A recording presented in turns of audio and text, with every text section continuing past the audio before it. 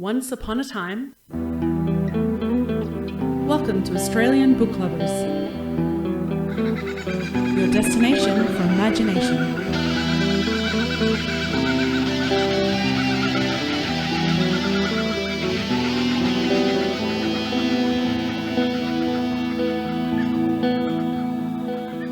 A big warm welcome to everyone and a huge thank you for joining us for the Australian Book Lovers podcast. Our mission is to bring fabulous Australian and Indigenous literature that spans a whole range of genres to book lovers around the globe, as well as fantastic resources and information for passionate authors looking to write their next bestseller.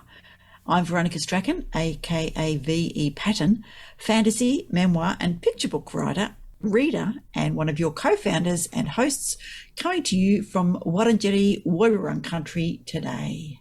And I am Darren Kazenko, dystopian science fiction and horror author, avid reader, and one of your co-hosts and co-founders of Australian Book Lovers, coming to you today, as always, from, I can happily say at the moment, a nice and sunny and balmy Ghana country. Ah, well, not so sunny over here in Wurundjeri country, but there you go. No, well, we were just talking off air. I've got the sunshine, I'm wearing shorts, and you've got the heater on, and you've just had snow nearby. That's right, I wrap myself in so many layers because I can't put the heater on while we're recording because otherwise it's too noisy. But yeah, it's freezing, and it was snowing on Gabor yesterday, which is Mount Macedon up here in the Macedon Ranges. So yeah. Yeah, freezing. And look, my thoughts go out to everybody that's been affected by this, unseasonably wet and very somewhat destructive weather. And I mentioned to you earlier that I did a bush trip last weekend, and I've got two big dirt roads that I have to travel along to get to the property, and they were dusty coming in. And then when that storm hit, of course, I was trying to drive out after the storm, and the road turned into a river, and I actually got stuck, and so it was a bit of an adventure, but it was a real eye-opener to how fast things can change as far as, from dusty to suddenly underwater and quite dangerous. So, yes, I can't imagine. But still, I'd hate to think what some people are going through out there. So just sending my thoughts out there, and hopefully, everyone can come through this okay. And it's people that are also, thinking about the people that have been flooded multiple times in this last few months. It just must be so incredibly debilitating is to see that water coming and know either you can't get back to your home or when you go back it's going to be underwater again. So, yeah, really, our sympathy does go out to everybody. Yeah, absolutely. Nonetheless, here we are, episode number 71. Yes, so indeed. Still, the train keeps chugging along towards the mythical, legendary episode 100. So, but here we are, episode 71, and this is, got a fantastic guest today, Mr. Chris Hammer, who I can't wait to introduce and we have a talk to, and so many cool things. And it's been a little bit of an interlude between episodes. I think you've been on the road a little bit, and I've been stuck in city doing working things that caught me off guard, and so it's good to get back in the seat and have a chat, and there's going to be plenty coming. I didn't get to do any Halloween stuff, which was a real disappointment. But saying that, I've got a couple of audio little horror shorts coming to put on the show very soon too. So just didn't get to do it. You know what they say, life's what happens while you're making plans. And of course I had plans and then life happened. But here we are, episode number 71. So Veronica, would you like to know a little bit about the number 71? Indeed. Tell me about the number 71. Well, apparently the number 71 symbolises, amongst other things, business, inner wisdom, spirituality, psychic abilities, introspection, building, persistence, determination, independence, efficiency, and intuition. And apparently 71 is also a reminder that you need to find your sense of happiness and value within yourself. And I think, I'll take that one. I think I can always work harder to find some value within myself and definitely try and find a sense of happiness. Yes, indeed. And as I mentioned off air, a good friend of mine has now got a clear diagnosis that she doesn't have cancer. So we're finding happiness all over the place. There we go. Yes. Yes. Yeah. Even if it is a bit soggy. Yeah, slightly soggy, doesn't matter. Now, I'll give you a quick little insight, if you like, into the year that was 1971. bit of a strange year, not too much on the, like, I guess you'd call a current affair front, but some odd little things. Like, for example, I didn't know this, that on the 24th of July in 1971, Queensland Premier Joh Bjelke-Petersen declares a state of emergency to allow the touring South African Springboks football team to play. Now, I don't know anything about that, but that sounds very, very odd. Yeah, it was to do with apartheid. Ah, okay. So what was the state of emergency? I've got a feeling that, and look, somebody please let me know if I'm wrong, but I've got a feeling that the only way he could let them tour safely without people protesting apartheid was to declare a state of emergency, and, you know, then he could have the police and the army there to protect him. That sounds like what it was, but I could be completely wrong. And here I was giggling at it, thinking maybe it was just a Queensland thing, but no, it's a little bit more serious than that. Well, on the 13th of October 1971, enrolment, but not voting, so just for the enrolment part, was made compulsory for Indigenous and Torres Strait Islanders in Queensland. So I'm hoping that represented a step in the right direction. Yeah, although it's interesting, I'm just going to mention that I watched the Australian Wars, sort of produced by the fabulous Rachel Perkins. And I know that, in Queensland, for example, they, said that Indigenous and Torres Strait Islander people could register. But when, of course, they went to register, they didn't have any birth certificates, so they couldn't register. So it was kind of a backhanded, yes, you are now regarded as equal and an equal contributor.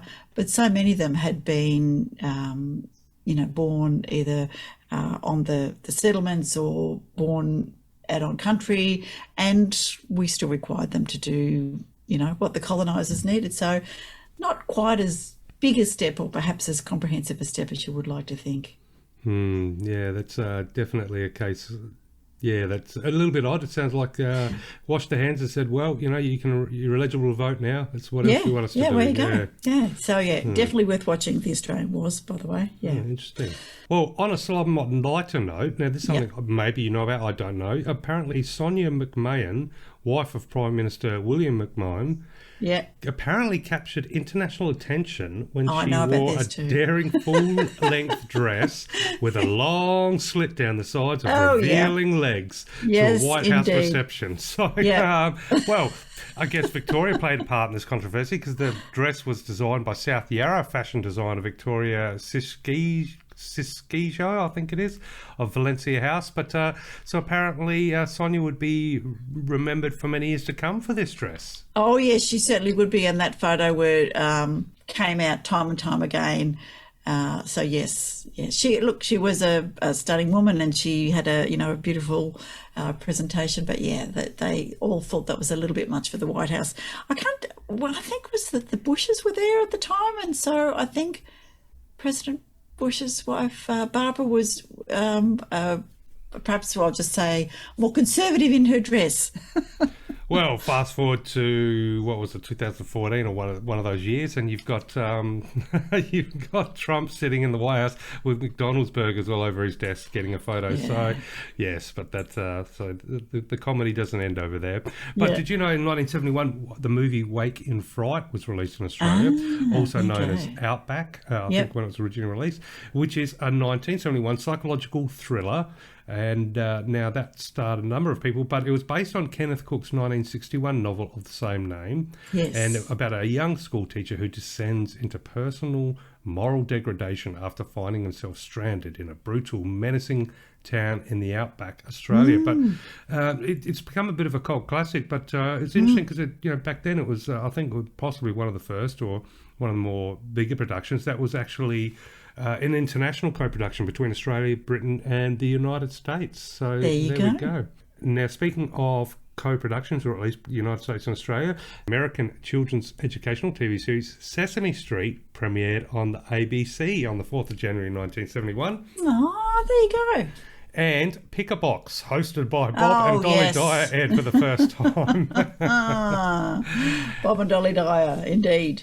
And the lucky last thing for 1971, I have when it comes to inventions, the microwave landing system was invented here in Australia, which is an all-weather precision radio guidance system that was installed at large airports to assist aircraft in landing, including blind landing. So it has since been accepted as the world standard technology for assisted landing since 1978 and is still being installed and used in airports around the world. So it's a pretty epic invention to come out of the land down under. Yeah. Yes. So, and there you have it, a bit of a brief insight into 1971. But I'm curious, we can make that year better if we knew what the bingo count or call, should I say, might be.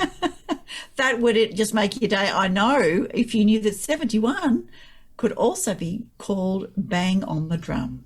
Oh, I like that one. I don't know what it has to do with 71, but bang on a drum. Yeah, bang on a drum? Yeah. It's good. All right. How about some meanings and origins of Australian words and idioms from the Australian National University School of Literature, Languages and Linguistics? Oh, yes, please. Okay, we are up to F. And I thought it might be good to start with fairy bread. Oh, okay. Hundreds and thousands. Absolutely. So that is an absolute favourite standard at our place. Always at children's parties, but certainly a little bit outside the parties as well. For those people who are unaware, fairy bread is slices of bread generally cut into triangles, often with the crusts cut off, buttered and sprinkled with tiny coloured sugar balls called hundreds and thousands. And of course, there are two schools of thought. You can have the little round ones, hundreds and thousands, or you can have splinters, which are the slightly paler but long, skinny hundreds and thousands. So yes, it's very tricky. I suspect the longer ones aren't they Dutch in origin? Or at least I remember growing up, they were, the version I had was a Dutch version. Yeah, there like little tiny, they look like worms being chopped up. Yeah. Well, myself, I actually quite like those better than the round one because I think the round ones get stuck in your teeth more. But, my children howl me down and say, no, Mum, the hundreds and thousands proper are in fact the round ones. So that is fairy bread for anybody in Australia or overseas who doesn't know that. Now, if I said to you, first suck of the sauce bottle, would you know what I meant? Yes, absolutely. I still use that today, actually. I've always loved that. And yeah, I will admit that my husband had to, well, he didn't have to, but he put sauce on this beautiful shepherd's pie, which was a Jamie Oliver recipe that my niece had made for us. And he goes, oh no, it's pie. I have to have sauce on it. It was just horrible. But anyway, fair suck of the sauce bottle does in fact mean, of course, to be steady on, to be reasonable. And it's one of the several variations on the Australian exclamation, fair go. And so it expresses a keen sense of injustice. So, if you say, fair suck of the sauce bottle, mate, I'm only asking for a loan till payday. And the phrase was probably originally used with reference to sauce bottle, meaning a bottle of alcoholic liquor. So in 2006, so opposition leader Kevin Rudd famously used a variant of the phrase, fair shake of the sauce bottle, and sometimes the Savoy or a Sav is substituted for sauce bottle. And fair crack of the whip is kind of the same. Oh, yeah, thing. pretty similar. Yeah. But I think you're right. I'm not a big sauce fan. I like the chili sauce, of course. But whenever I go to a bakery or anywhere, they, the natural question, just like chicken salt or plain salt in a fish and chip shop is, well, did you want sauce with that? And my answer is always, why did you burn it? Or is it okay? Because somewhere along the way I heard that possibly tomato sauce, at least our version here in Australia, counteracts the burnt food from barbecues and actually makes it a little bit safer for digestion. Whether that's true or not, I don't know. But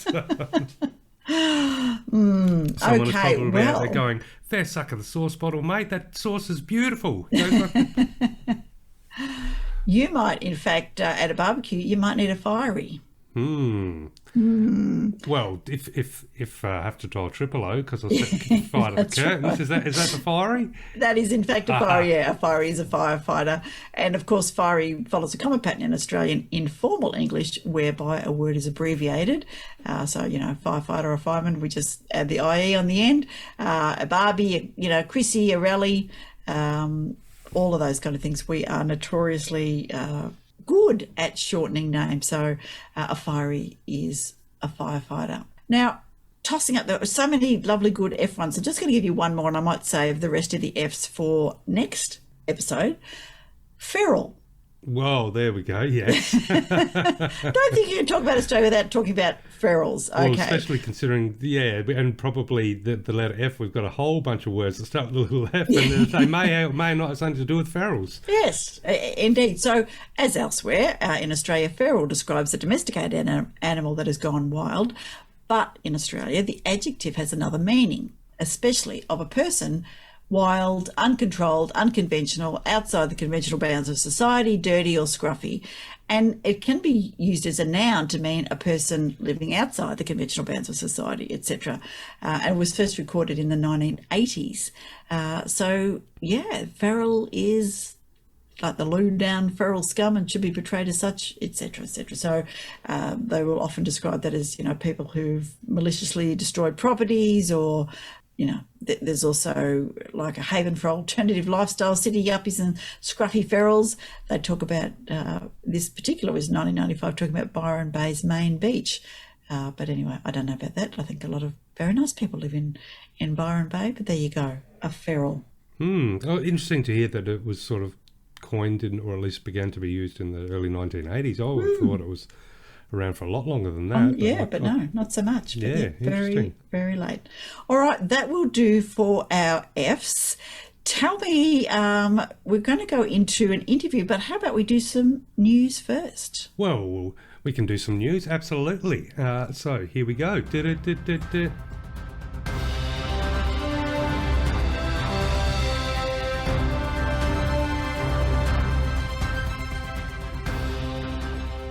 Okay, so news for episode 71. Well, it's been, like I said, it's been a bit hectic, so I haven't really caught up with all the books and etc. But what I can do is let all of our listeners know, and writers out there, that about a couple of short story, or should I say writing competitions, that are coming up very soon. So starting with the Hawkeye Publishing Manuscript Development Prize for 2022. So basically the winner for this one receives author coaching, structural edit and line edit. So that's a prize valued of at least $2,500. And so that's the structural edit is kindly sponsored by Brisbane Writers Workshop, and the line editing and author coaching sponsored by Hawkeye Publishing. Now, entries close 6 p.m. Friday, the 16th of December, 2022, and it has a maximum of 80,000 words. Now, that does come with a $45 entry fee, but obviously I think it may, if I remember correctly, we're looking on the website, it's not guaranteed, but there may also be a book deal, publishing deal in there. So that is the Hawkeye Publishing Manuscript Development Prize for 2022. And of course, we'll have the links for these in the show notes. But if you just look up Hawkeye Publishing, and I'm sure you'll be able to find it there. Yep. Here's a pretty cool one, especially coming off of our interview with Aaron Farso. This competition is called Growing Up Torres Strait Islander in Australia. And so it's called for submission. So it's a new anthology in the Growing Up series, which is coming in 2024. So basically, Black Ink is pleased to announce that submissions are open for Growing Up Torres Strait Islander in Australia, which is a new anthology to be edited by Samantha Faulkner, which will explore the diverse experiences of growing up Torres Strait Islander in the Torres Strait and or in the mainland Australia. So they are looking for non-fiction pieces that deal with any aspect of growing up as a Torres Strait Islander in Australia. So that they encourage submissions from writers all across a range of ages and experiences. Now, submissions can be in any manner, tone or style, but they're asking to please not be academic or scholarly. They should be written in first person and be honest accounts of lived experience, positive, negative, or anything in between. Now, submissions for this should be between 1,000 and 4,000 words. And now it's only around the corner, but the entries must be received by 5 p.m. on Friday the 2nd of December. So late entries will not be accepted. So basically now I understand that is for Torres Strait Islanders only, this competition. But I'm sure, and I hope we've got some Torres Strait Island listeners out there. And if that's something that you might be interested in, please go and have a look. Between 1,000 and 4,000 words. So if this is the first time you're hearing about it, still time to write a little bit of something that's touched your heart or something that you feel important, and put it down in words about your experience and who knows, there may be something fantastic to come out of that. The last one is we've got the Storyfest National Novella Writing Competition, which is open to all Australian high school students. So this is pretty cool. This is for high school students only. So it is a wonderful opportunity for serious student writers, encouraging them in their literary growth. And there are also some fantastic prizes on offer. So the entries for the Storyfest National Novella Writing Competition close on Friday the 2nd of December 2022. I don't think there's an entry fee. I should have checked a bit more, but you can definitely click on the links and head there. So a couple of different ones there. If you're still in high school and looking to start making a name for yourself as a up and coming awesome writer, this will be a great opportunity to get some short stories in. And I'm pretty sure there's no limit to how many short stories you pop into. So there we go. Just a couple Very of writing competitions to maybe just wrap up the year and get your pen out and quickly whip something up. Because there are always competitions out there and ways to improve your writing craft. Now, if you wanted to listen, and I've got a very special readers cafe for us later on, but I just wanted to mention a couple of writing festivals, and these are from our friends at Literary Listings. Looking at the festival calendar for 2022, the Small Press Network Independent Publishing Conference is taking place in Melbourne on the 24th to the 26th of November. For us over here, it is state elections, so vote early if you want to be there, or make sure you get your postal vote or those kind of things. And it's a mixture of online and in-person event, and they're looking at Australian book authors and publishing futures, a national snapshot in 2022, small press teams and hybrid publishing, what we learned from lockdown, Aussie Book Talk, and a whole lot of other really interesting sessions. So check out the Small Press Network Independent Publishing Conference.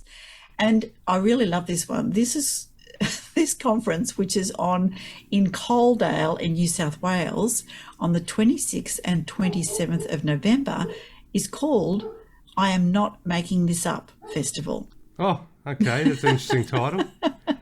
Yeah, it's a festival of true stories coming to the Coaldale Community Hall.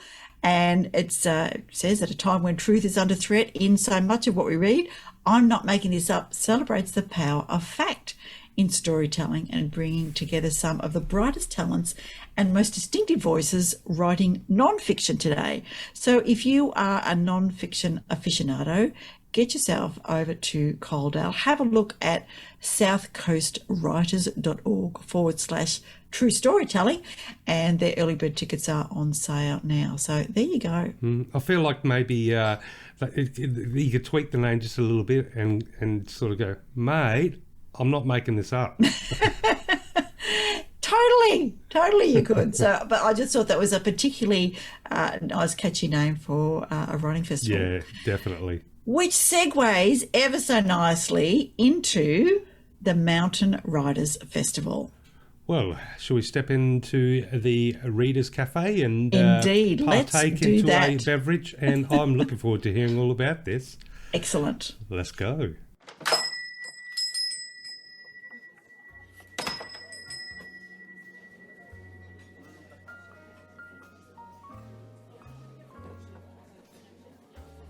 So welcome to a very special Readers Cafe, Darren.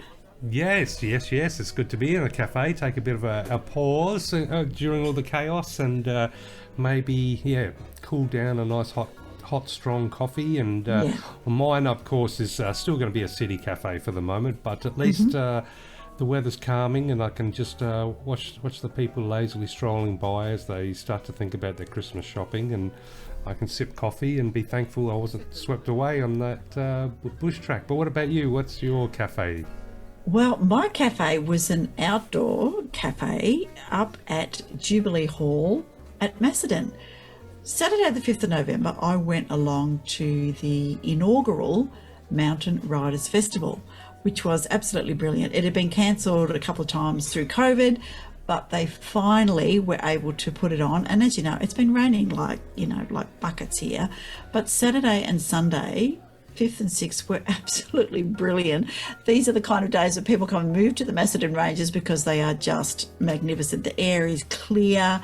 We've had so much water. All of the trees are blooming. There's grass and there was sunshine, and it was just magnificent. Now, it was quite a small festival, maybe 200 to 300, probably. That was as much as they could because it was held in the local hall where... That's still pretty good, though. Yep, where my daughter had done ballet and she'd had her 21st. So really, in a local hall, the festival organisers had done an absolutely magnificent job. So Sonia Orchard was the festival director, and you can have a look on the website and you can see a whole lot of the team that went on there. They started with a beautiful welcome to country by Uncle Bill Nicholson from the Wurundjeri Woiwurrung mob down. They're based at Corranderk, and he came up and he talked about the spiritual nature of Gabor, which is Macedon, and Nungalong, which is Hanging Rock, and also there's a really important quarry not far, which is out, I think, Romsey Lansfield Way, where a lot of spear tips and flints and those kind of things, which are part of the culture and part of the Wurundjeri history. So that was lovely. And then we had 2 days of fabulous things. It wasn't just, this is what I really liked about this, it wasn't just about books, but the program was about story and place and how all of those things fitted in, which was just brilliant. Now, of course, I came out with a few books, you might say, added to my to-be-read pile. I have Evelyn Aralewin's Drop Bear, a book of poetry. She was an amazing speaker. She was absolutely brilliant. And she was on with our friend Aaron Fa'aso, who we spoke to the other day with Michelle Scott Tucker.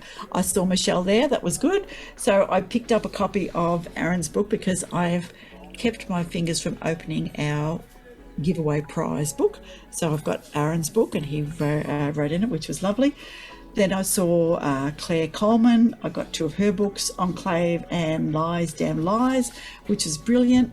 We heard from Joelle Gurgis, and I got one of her older books. So Joanne is an environmental scientist, and she talked about the things that we could do, and it's not too late to save the earth, people. So have a read, think about what your footprint is like, and get yourself happening there. That was just day 1, and then I went to a birthday party on the second day. But during the breaks, it was so lovely. People were so happy to be at a festival again. They were so thrilled to see people up on the stage and to have them so close. They'd done such a lovely job at setting up a beautiful environment. They had food trucks and they had coffee trucks and all those kind of things. And I was able to ask several people, because as you know, I'm not probably the most extroverted person, but I did spend some time chatting to people, and I asked them what was their favourite book. Now, the funny thing was that almost everyone said, "Oh, let me think about that." Okay, well, I just have to look it up so I get the name right. So they would do that. And the other thing that was interesting, so we're going to play you those recordings very soon. The other thing that was interesting was that a number of people were going to write a book. They had thoughts about it, but they hadn't quite put pen to paper yet. So I said, just jump in, just get going. Life's too short.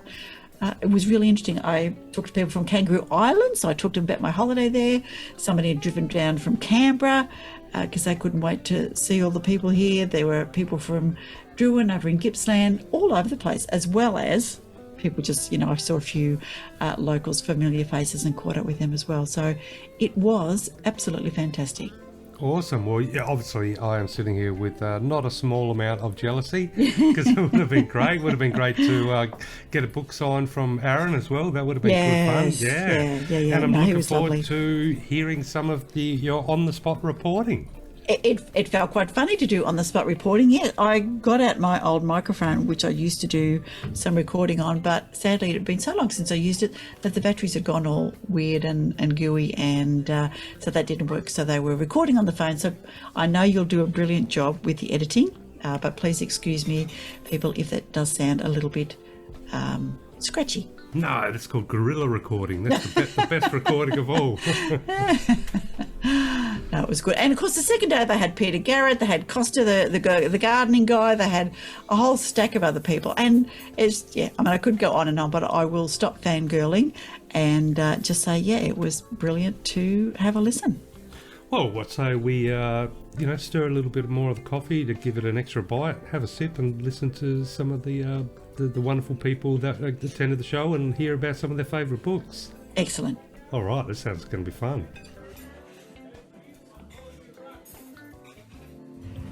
So I'm here at the Fabulous Mountain Riders Festival with Annalise Norland. Thank you, Annalise. And Annalise is going to tell us what her favourite book is.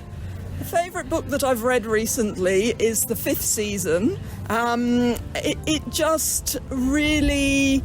it's a story where it takes you a while before you realise exactly what's happening, and that's fascinating because when you finally realise, you can't believe it really blows your mind. It's a really lovely book, and I love amazing world that she's created, and speaks to feminism and all my sort of politics as well. So just really enjoyed it in lots and lots of ways. Fantastic. Thank you very much. And here we are with another reader. My name's Rosemary, and my favourite book, the one I've read several times, is Anil's Ghost. Oh, very good. Yeah. Tell us a little bit about it. So it's set in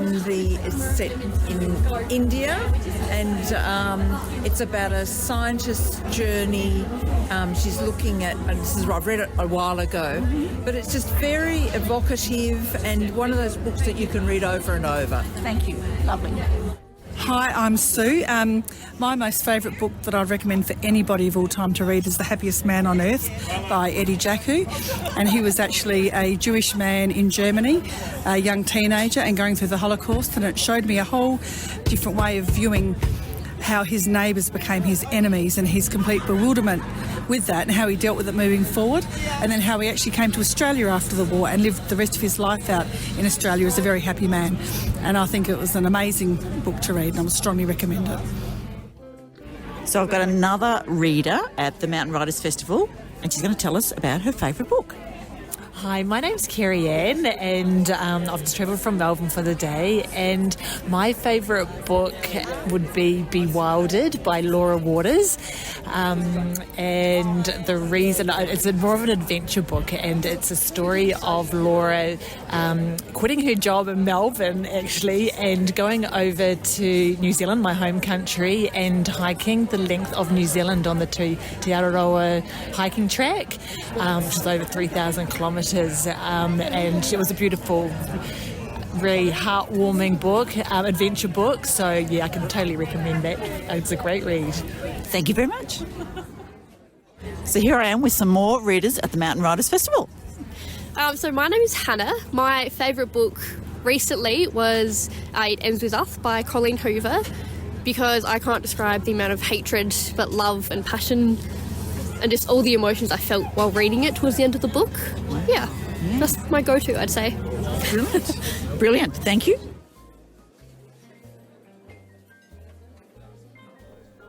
A final thing to have a look at is if you wanted to see a photo of me, I am actually on their website. You can see the back of my head in 2 photos. Oh, there we go. We're going to have to use them for our publicity shots. It's funny. You don't kind of realise what your hair looks like from the back of the room. Is that what?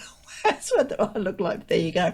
So no, my mug is not necessarily there, but there are some very happy faces there, which is just brilliant.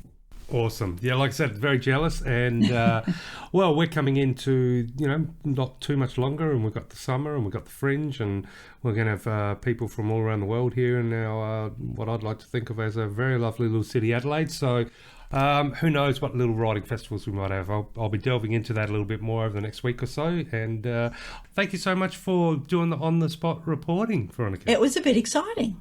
Yes, it was. Speaking of exciting, my opportunity to speak with our very special guest today. Now, this gentleman is none other than Mr. Chris Hammer, So a crime writer who, well, he's written quite a lot of crime and has written some non-fiction Australian books, which all the titles I'll go through as part of the interview. And you'll also hear he has been a foreign correspondent, he's been a political reporter, he's travelled the world, he's reported from all around the world.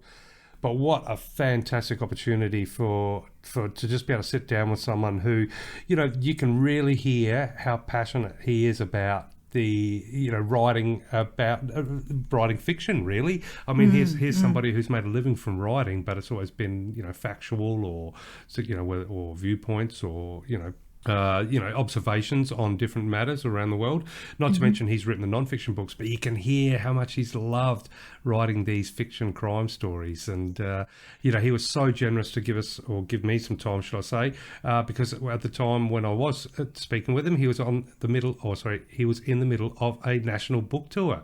So, thank you if you're listening, Mr. Hammer, for taking the time, because I know it had been a big day that day. But, super fun. And, very, very cool, because there were a couple of little parallels. I mean, I'd written Dust and Devils, or going back a few years now, but that was crime thriller set in an opal mining town. Well, at least the climax is, and then his brand new book. Well, his brand new book is called The Tilt, but one of his previous books was set in a fictional opal mining town as well, with a bit of crime. So there you go. Yeah. So, but not that opal miners are necessarily, always involved in criminal or thriller kind of things, but it's just that beautiful atmospheric underground strike it rich thing that, promotes that kind of thing, doesn't it? Well, I don't want to give plots away for my book, Dust and Devils, but the opal miners are the ones that are under threat by maybe a big national conference of serial killers out in a dusty town. So, of course, the book that we're writing together, Family Secrets, it might or might not have some opal mining connections there. So that's right. Yeah. So it was so it was a super fun chat. But look, I could gush all day about the opportunity to chat with him. It really was an honour. But rather than gush and look like a real fanboy, which I am, I say let's jump to the interview, because, ladies and gentlemen, I think you're going to love it. He really goes into some of the the intricacies of his writing and the passions behind his storytelling. And, of course, we get to learn a little bit more about the fantastic gentleman that is Mr. Chris Hammer.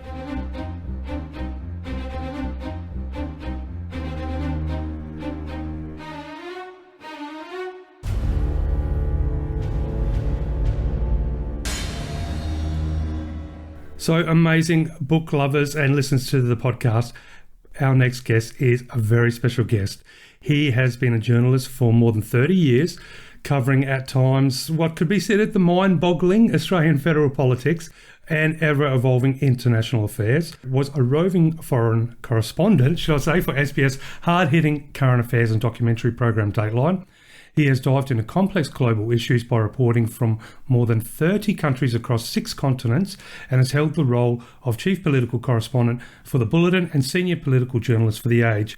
And that, dear listeners, is just the beginning, because our guest is also the author of astounding non-fiction novels, The River, A Journey Through the Murray-Darling, and The Coast, as well as crime fiction novels Scrublands, Silver, Trust, all which are part of the Martin Scarsden series, and standalone book Treasure and Dirt. And he is about to electrify lovers of Australian crime fiction once again with his brand new release, The Tilt. So, Mr. Chris Hammer, it is truly an honour to welcome you to the Australian Book Lovers podcast. Darren, so good to be with you, and thank you for having me on. Absolute pleasure, and really looking forward to chatting. Got lots to chat about, as you can imagine, and I'm sure one of those subjects is, of course, something that you'll be talking quite a lot about over the next coming weeks and months. So congratulations on your latest book, The Tilt, and which I understand sets the premise of a newly minted detective by the name of Nell Buchanan, who, as a result of being assigned a decades-old cold case, finds herself returning to her hometown, where the discovery of yet more bodies escalates events into the present day. So bearing that in mind, I guess the first question I have for you is, or what I'd love to ask is, what do you think makes the idea of a character returning home only to often be forced to face uncomfortable truths or possible turmoil? What do you think makes that such a fascinating literary device that is quick to draw so many of us in? I think there's a couple of aspects to it. Just on the plot level of the crime, crimes, they just don't come out of the ether. There's a reason for them. And the reason may go back quite a long time, so maybe decades even. There's this chain of events that leads up to the crime. So the investigator is exploring that. The second aspect is if you've got your protagonist going home, then they're going to have a past, and there's going to be, skeletons in the closet there, and, perhaps traumatic events, whatever.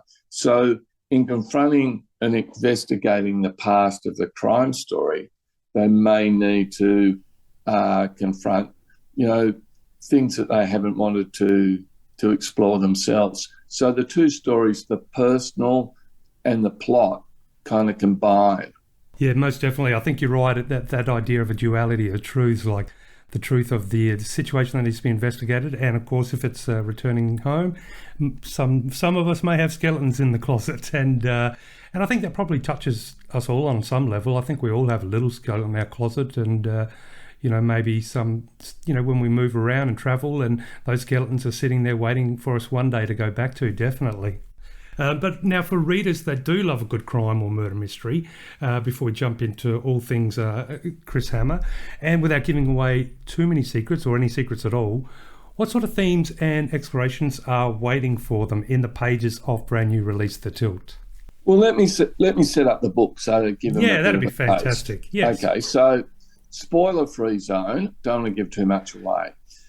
The book is set in and around the Barmah Forest. This is a real place in Australia, the world's largest river red gum forest, and it's down on the Murray River. So Barmah is in Victoria, Miller was in New South Wales, but it's the same forest. It's just upriver, upstream from Echuca. And so this forest is the setting for this crime story. But there's three different timelines in the story. The first, we have a very old man who's recalling his when he was a kid in the forest, minding the family cattle during a severe drought during the Second World War.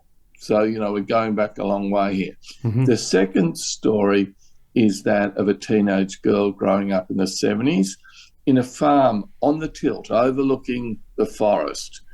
And the third story is the current story with homicide detective Nell Buchanan.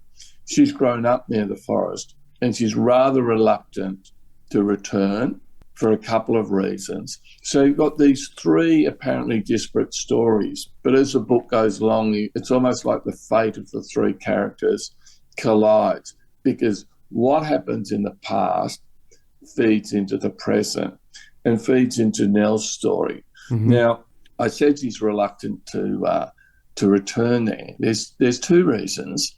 The first is just that it looks like a lousy case. There's a body's been found, but it's skeletal remains, and the evidence suggests that the body is many, many decades old. So Nell fears that all the evidence is gone, all the witnesses will be dead, the perpetrator's probably dead.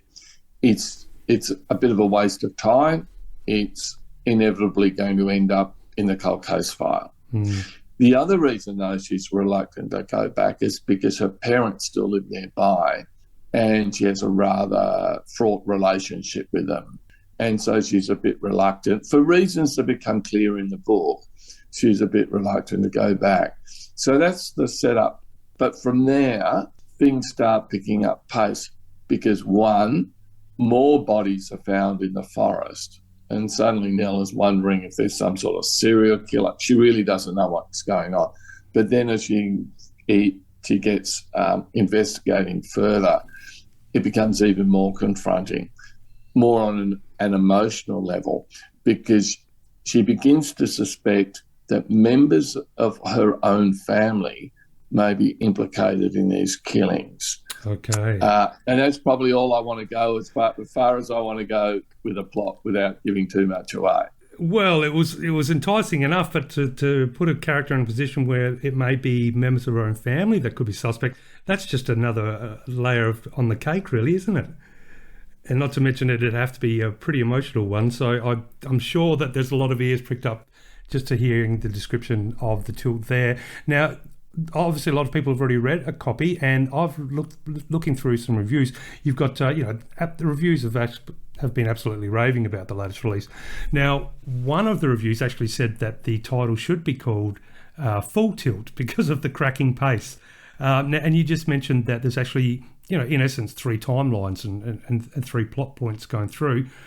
Now, I've had the opportunity to read a couple of the opening pages, and I agree that the pace is, you're just straight into it. So I'm wondering, is that sort of cracking pace, is that an overall reflection of your style of writing, or do you think that's more, in this instance, a result of the story itself and how maybe, how it wanted to be written?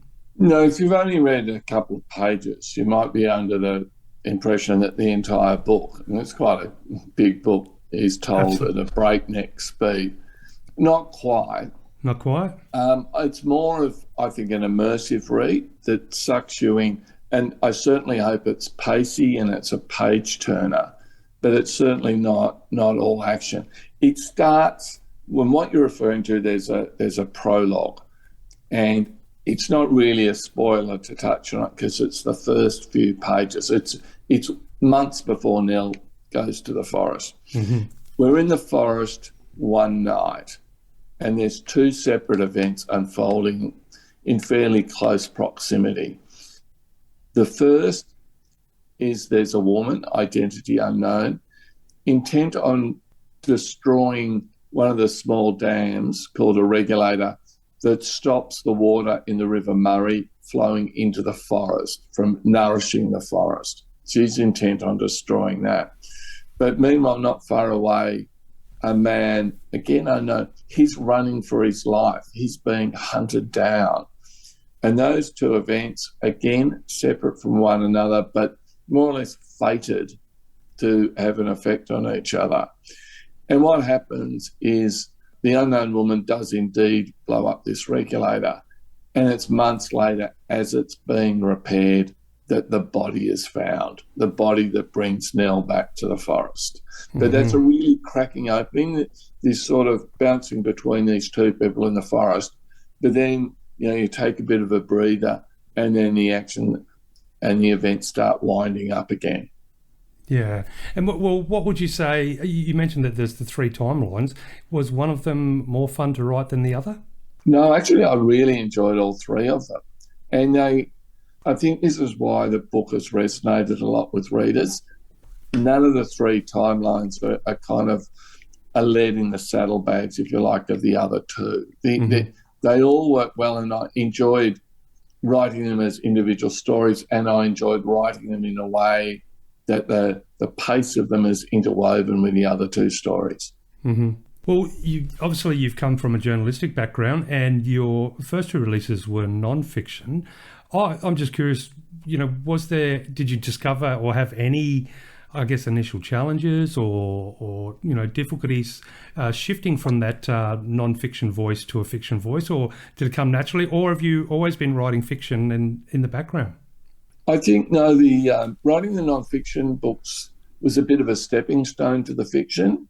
So I'm a journalist, so I know a bit about non-fiction, and I knew a bit about storytelling from doing long-form television, current affairs, documentaries, that sort of thing, mm-hmm.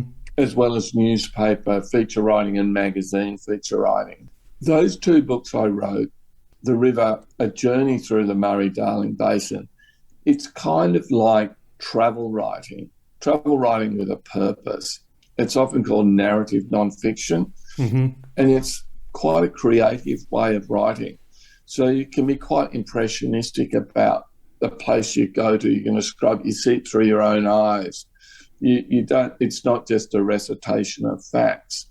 So that helped give me some of the skills and some of the practices that I then used when I shifted to crime fiction. And speaking of the crime fiction, your crime writing is, it's, without a doubt, it's hugely successful, continues to be so, and I have no doubt will continue to do so in the future. And you've got readers all around the world, loving your stories. When it comes to, I don't know, maybe hidden details in the stories, I'm wondering what sort of personal elements of, Chris Hammer, the person, might be hidden within them. What drew you or draws you to delve into, I guess, dark yet fascinating realm of murders and secrets? Yeah, look, I don't know. I first started writing crime fiction in my spare time. I didn't have the time or resources to continue with non-fiction.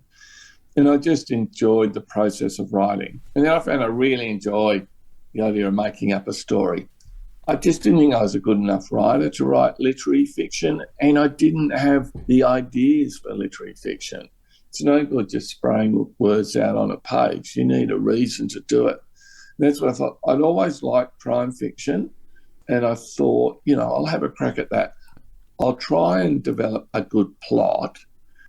And if I can do that, then I can try some nice writing. I can try developing intriguing characters, atmospheric settings, the rest. And gee, I've loved doing it, Darren. And I feel like I'm getting, a bit of a handle on it. Well, by the looks of all the reviews and the success of your stories, I think you're getting a handle on it too. You did say something there about atmospheric settings, and looking through your works, I can see Scrublands is set in an isolated country town, brought to its knees by endless drought. Silver is set in main character Martin Scarson's hometown, Port Silver, and Treasure and Dirt set in a fictional outback mining town called Finnegan's Gap, and of course the latest release, as you mentioned, a regional area on the border between Victoria and New South Wales. Were those settings always something that you were going to explore or use as a backdrop to your stories, or do you think the seeds of your crime novels began to grow while, I guess, doing the traveling and the researching for things like The River and for the other book where you travel along the coast? The reason why I ask you that is, I suspect that you're a writer who's travelled so much of the world. Surely there was a temptation to, on one hand, use some of all those exotic international locations you've been to, especially to sort of instigate a crime story or saga, and yet you've used the beautiful, stunning backdrop of Australia. Was that something that came from your previous travels when you were doing the non-fiction, a personal choice, or was it just always going to be set in Australia regardless? So with my first book, Scrublands, that I was writing in my spare time more or less as a hobby project. Mm-hmm. But I had the idea of the setting. It came from, doing that first book, The River, where I travelled throughout the Murray-Darling Basin, from the headwaters in Queensland down to the lower lakes in South Australia near Adelaide. And I spent a week out on the Hay Plain, the tiny irrigation town, and I was travelling at the height of the millennial drought. And this town was in crisis because it was an irrigation town and there was no water in the river. And so later when I was thinking I'll write a crime book, it stuck with me because, an irrigation town with no water is desperate, and desperate people do desperate things. Mm-hmm. And so I thought that's a good place to start.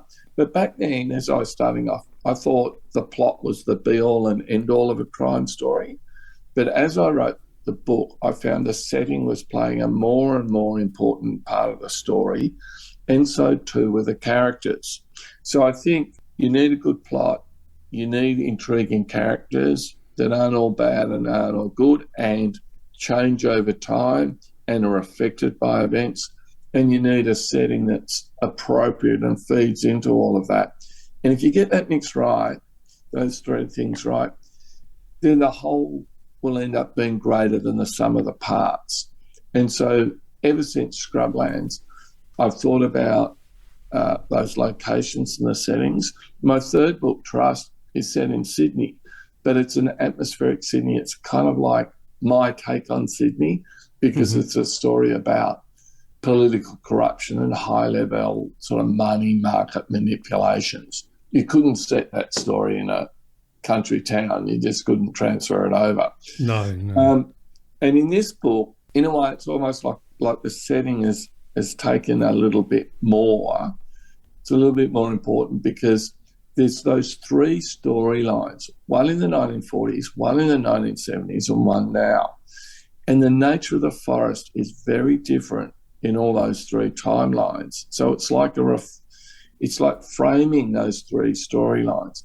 So the forest in the 1940s was very busy, very industrious. You had commercial fishermen in there, you had loggers, you had people putting their cattle in, you had Italian prisoners of war working in there. You had this big industry called the charcoal, where people had learnt that you could use charcoal to run cars and trucks at a time when all the oil was pretty much rationed and allocated to the military. The forest in the 1970s, because it's a teenage girl telling a story, it's a place the teenagers of the time could escape to, where they could smoke cigarettes and, underage drink and skinny dip and all of that sort of thing. All the good things, yeah. Yeah. Now, of course, the forest, and this is true, it's a national park. The other difference now is after these wet La Nina years, it's back, it's all flooded because in its natural state, and the reason it's there, the forest is only a forest 9 months of the year. It's kind of a wetlands, the other three, because the river Murray spills because the geology of the area and spills into the forest. So now the present day story, it's a very different forest. And now there's a lot of bird watchers there because with the water comes all the birds. It's absolutely teeming with birds from all over. And they're an interesting device, these so-called twitchers, because they do go to the most obscure areas of the forest. They're quite intrepid because they want to see the rarest of birds. And they're observers and they have cameras. So that's great for a crime book. And there's other people there that aren't really there in real life, or I've really exaggerated. There's preppers and there's anti-vaxxers. And, I put some white supremacists in there, and but the forest is atmospheric, but in different ways in all three eras. Yeah, well, I get the feeling that particular area may have, captured you a little bit. Have you been there? Did you spend a lot of time there prior to writing the tour, or did you revisit the area during the writing, or what's your relationship with that area? Both, Darren. So again, when I was writing the book The River during the millennial drought back in 2008, 2009, I spent about a week around Barmer on the Victorian side of the river. And the forest then was dying. It looked like it might never really come back, particularly out on the periphery, because the trees rely on a good flooding, if not every year, then every couple of years. And it had been a long time since any water had been in the forest. But I met an environmentalist who described what the forest had been like before all the dams and the weirs and the irrigation schemes and the droughts. And he described a kind of wetland area. And that, when I'd heard that the river was spilling, I went down again just at the end of last year and took a look, and it was magic. And I thought, this has to be my setting for the book. And that, I think, triggered the idea of describing the forest in different eras. But the other thing in writing that book, The River, I ran into an old man called Tim Mannion who was living in the Victorian side. And he told me about when he was an 11-year-old kid during a severe drought during the Second World War. He'd been tasked with taking the family cattle into the forest and camping in there with the cattle so they could feed. And so his story stuck with me too. And that's the seed, if you like, of the story of Jimmy, which is one of the three stories in the book. So it's a bit of both. I went there before and I've been there since. It's what a beautiful thing. It's a beautiful device to use because, I mean, obviously when we talk about drought affected areas, or at least from speaking from my perspective, I have an initial image in my head, and having travelled around a lot and spent a lot of time in the outback, so I know, you get that vision of dry, desolate, but maybe I haven't seen the true desolation, but then to also be able to realise that can be broken, that spell can be shattered, and with the right amount of water, places can go green again. But for so many of us, we just see one extreme or the other. We don't necessarily see the momentum between something that's almost dying being brought back to life. We see flooding, we see drought, but you've been in a position where you've been able to return and see the land change and kind of rebirth after the waters. So, and as you said, and discover so much history there too. So very interesting. Being here down in South Australia, we get the 4 seasons, and so we see things go, the forests around here will go green in winter, obviously, but then just things turn brown and dry very quick. So I can appreciate how beautiful it is to see some things turn green again. Talking about characters, you mentioned Jimmy, but when it comes to your main protagonists, you've written through the eyes of, well, I guess, as a journalist, one of the characters, Martin Scarson, as a journalist, and of course you've written through the eyes of detectives. Now, I'm assuming it's been a whole lot of fun, but, being a journalist, was it more fun a little bit to write as a detective, or just equally as much fun to write as both, or has it made you want to maybe dip your toe into the legal world a little bit? I find them both just really good fun. I mean, after years of journalism, I just love fiction. I love making things up, not having been, you're not restricted by the facts, you're not protecting sources, you're not worried about defamation or contempt of court. And of course, in non-fiction, you may not have a resolution to a story you're writing, whereas in fiction, of course, if you want to, you can tie up all the loose ends, which is the case, of course, in the Tilt. I get a great deal of satisfaction writing all the characters, the main, point of view characters, but also the minor characters. You can make them intriguing or sinister or funny or eccentric or, it's great fun. And of course, as you'd know just as much as anybody travelling up and down Australia and visiting small towns, there is no shortage of inspiration for outlandish and unique characters. Oh, yeah. Yeah. I know the English are meant to be eccentric, but we've got our fair share. I think we're internationally competitive in the eccentric stakes. I think so. And if we're not heading for gold in the near time, we'll be definitely there soon enough.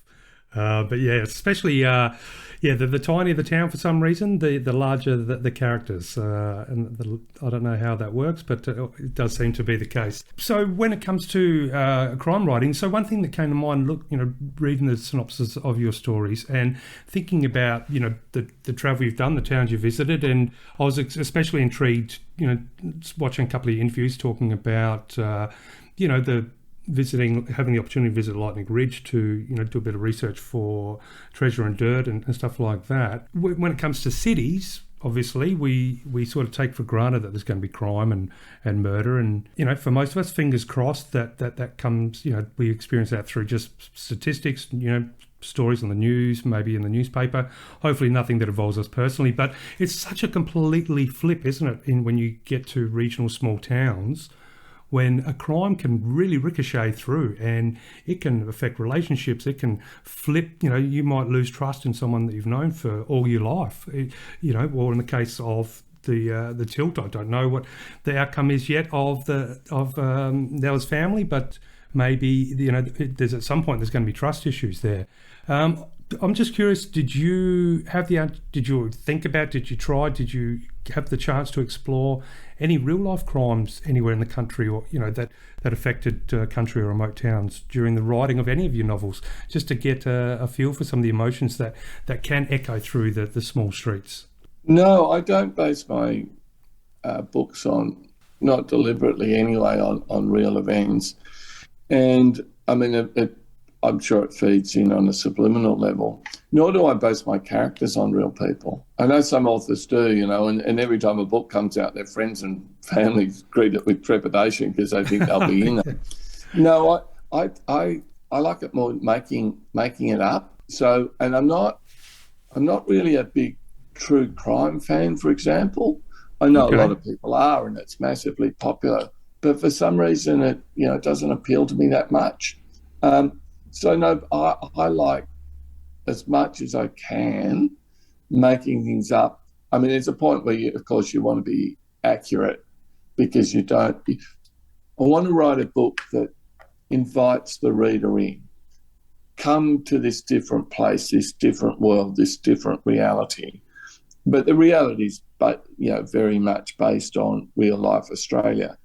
So the police, for example, have to follow certain rules. Yeah. You can't have any clangers, because if you do, it will spoil that spell, that invitation, that world that you've invited the reader into. Yeah, and so it sounds as though, realistically, characters and the writing characters is really what your crime novels are about, as opposed to, getting the crime itself so much. It's balanced out with the characters that surround and are involved in what unravels with the crimes. But for one of your main characters of your latest book, The Tilt, Nell Buchanan, so I understand Nell was also previously sent to help investigate a murder in Finnegan's Gap in the book Treasure and Dirt, which of course I understand was based on the opal mining town of Lightning Ridge. When were the elements of The Tilt, were they already in the back of your mind while you were writing Treasure and Dirt? Like, did you already know that Nell would be facing another, shall we say, crime adventure, or was it a case that the character maybe tapped you on the shoulder once you'd finished and said, you know what, I've got more in me? No, when I wrote Treasure and Dirt, for various reasons, I wanted to give Martin Scarsden and his partner Mandalay Blonde a bit of a rest. So I thought I would write a standalone. And because Martin is a journalist, I didn't want to have another journalist as a protagonist, because it would seem like, Martin Scarsden light. So I went with two police officers.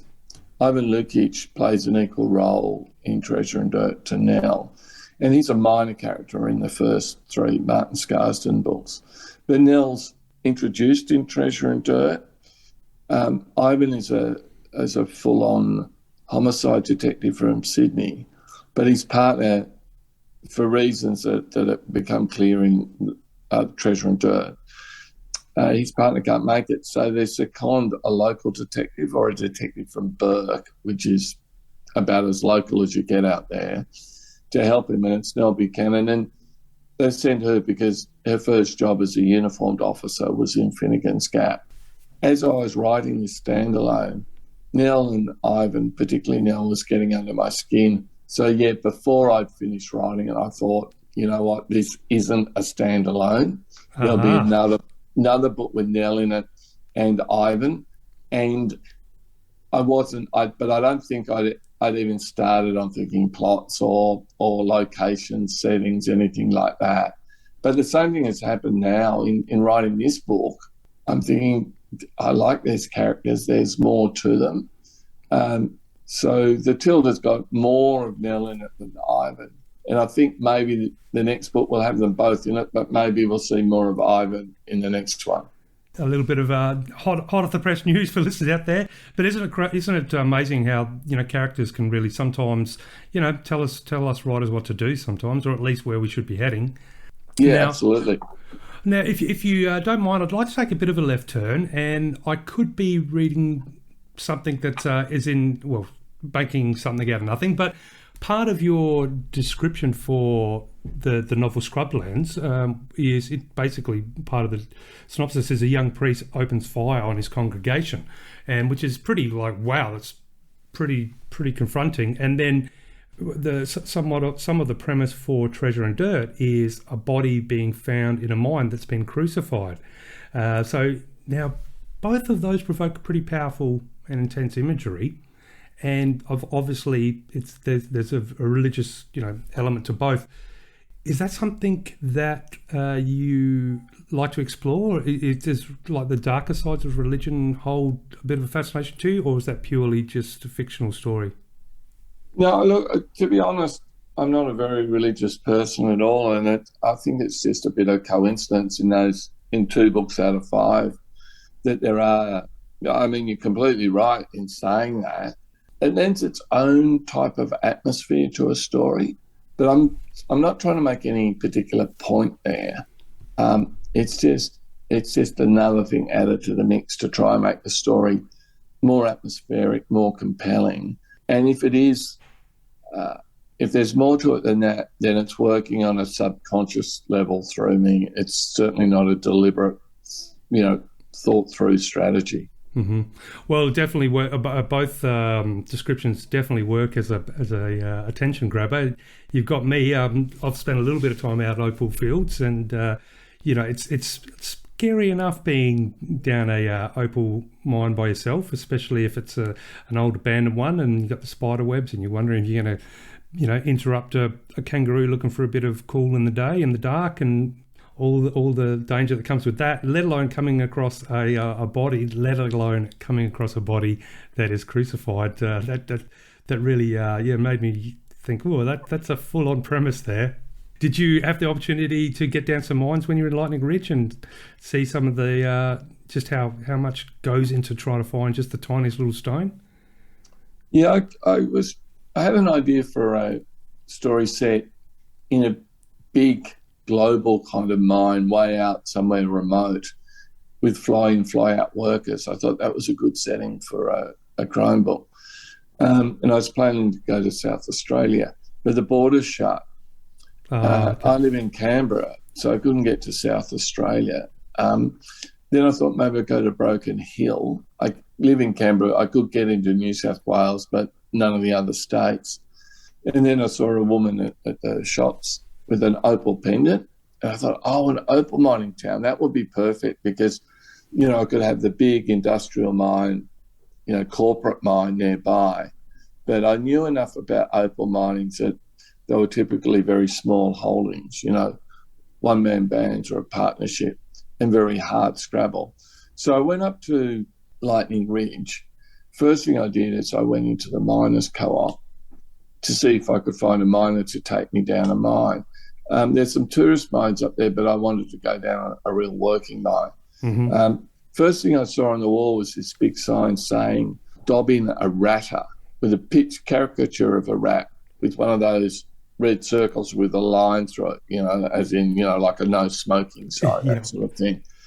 And of course I said, "What's a ratter?" And they say, "Oh, well, a ratter is an opal miner who's a thief, who goes down his mates' mines in the dead of night and steals his opals." And that's, I thought, right on the spot, I thought, that's great, I'm going to use that. And that's the opening of Treasure and Dirt, a team of ratters going down a mine to steal opals, but instead of finding opals, they find the body of a miner who's not only been murdered, he's been crucified. So that was great. And I found they put me in touch with a local miner called Fred, who took me down his mine and showed me the ropes, and it was fascinating. It was really useful for the book. Yeah, it is. It is. And I've heard you describe, that sort of township where you visited, or Lightning Ridge in general, as kind of like a cowboy, almost lawless town. And had you made it, I'm assuming you were probably going to head towards the Roxby Downs area. Is that right? If you made it, if the closures didn't stop you? Yeah, I was thinking Roxby Downs type of area. And also, even though I've travelled so much inside Australia and outside Australia, I'd never been to the Flinders Ranges. So I was thinking of maybe combining some of those landscapes in the north of South Australia. But, in the end, it wasn't possible. Well, you definitely have to still do it. I as coincidence would happen, I just got back last week from 6 days in the Flinders Ranges. It's spectacular country. We've got spectacular country all over our vast continent.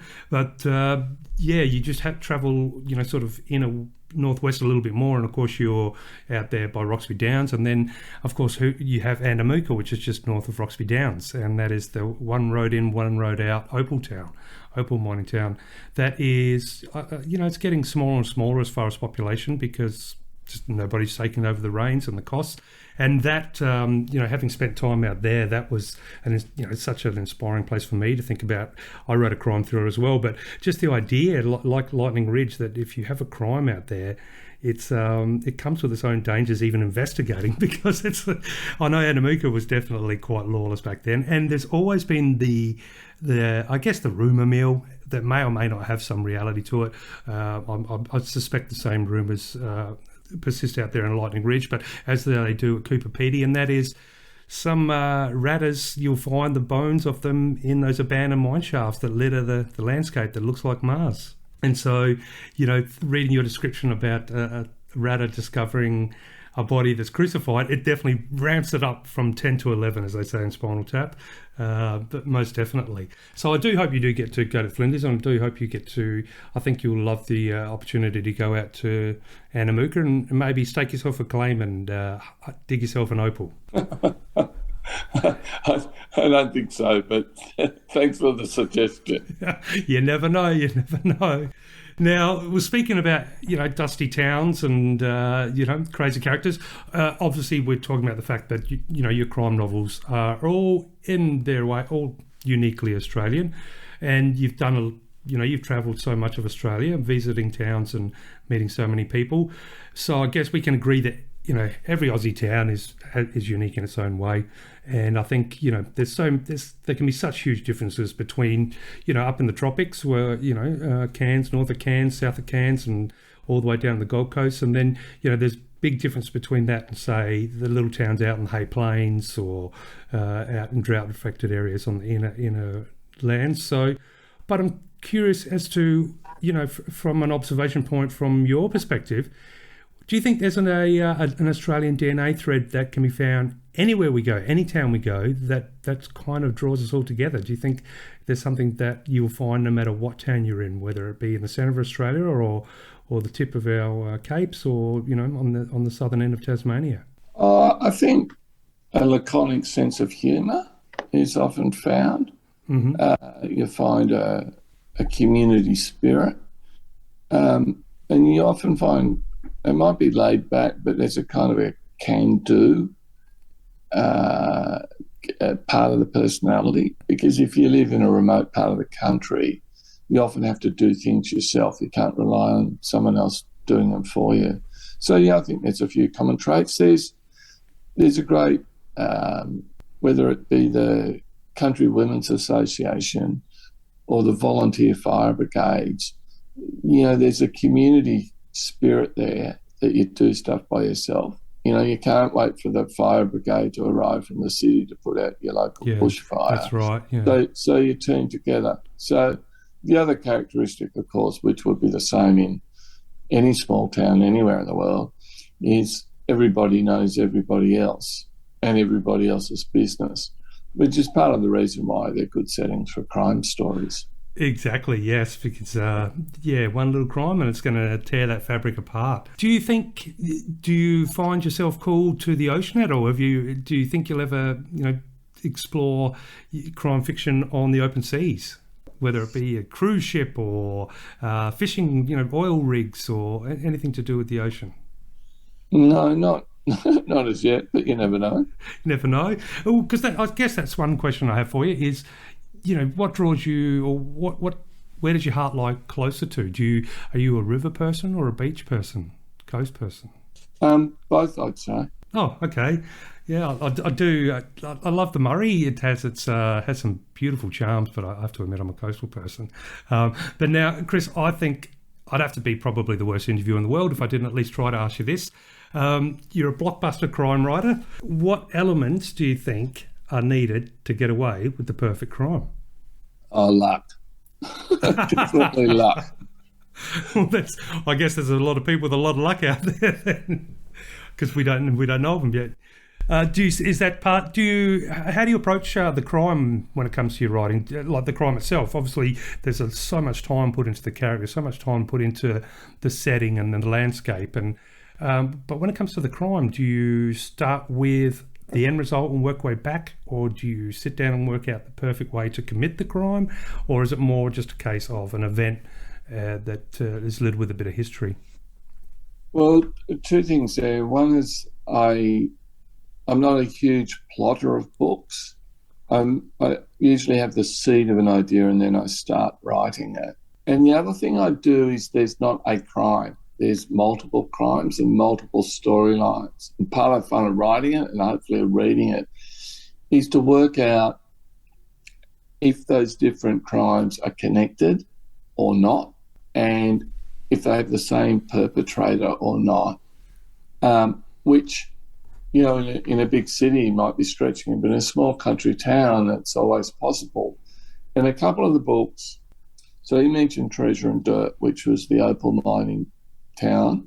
There's a question there right from the start. They find the body of the miner down at the mine. They can't work out initially whether he was murdered or not, but he has been crucified. So did someone kill him and crucify him, or did he just die, or someone kill him and then someone completely different crucify him? That's a question on their mind at the start. In this book, The Tilt, the opening prologue that happens, you know, a good 3 months before, you know, the narrative proper starts, or the contemporary narrative with the arrival of Nell and Ivan in the town. That night in the forest, there's two events happening. There's the anonymous woman blowing up the dam to let water into the forest, and there's a man nearby running for his life. So already you've got two possible plot lines there, and one of the questions is, are they at all connected? So I don't really think through the crimes totally, and there's always more than one. There's usually 3 or 4 different things happening. This is a little bit in Treasure and Dirt. Ivan and Nell, there's learn. By the end, there's a lot of events that happen in the past that are affecting the present. 7 years ago, 20 years ago. This time, rather than have Nell and Ivan learn about things in the past, the reader can read them firsthand. They get them from the horse's mouth, if you like, from the old man Jimmy, who's recounting being a kid with the cattle in the forest in the Second World War, and Tessa, the teenage girl growing up near the forest in the 1970s.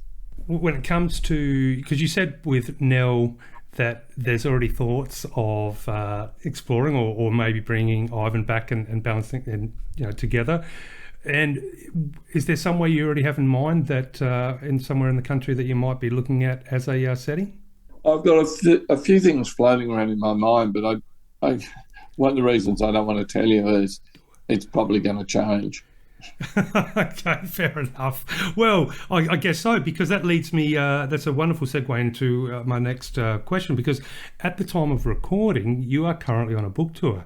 And so obviously every place you turn into or pull into may even affect that decision down the track of where your story's or next adventure is going to be set. But when it comes to the book tour, what adventures have you had so far, Chris, and what adventures are still to come, and how's the response been so far to the Tilt with the people that you've met? Look, the response has been brilliant. The Tilt only came out a few days ago, so people haven't had the chance to read it, but they've read the previous books. People are now reading it, the reviews are coming in, but I'm on a month-long tour, and the first bit I flew up to northern New South Wales, got a car, and I'm driving all the way to Cairns. It's about 1,800 kilometres, and I have a publicist who's now joining me.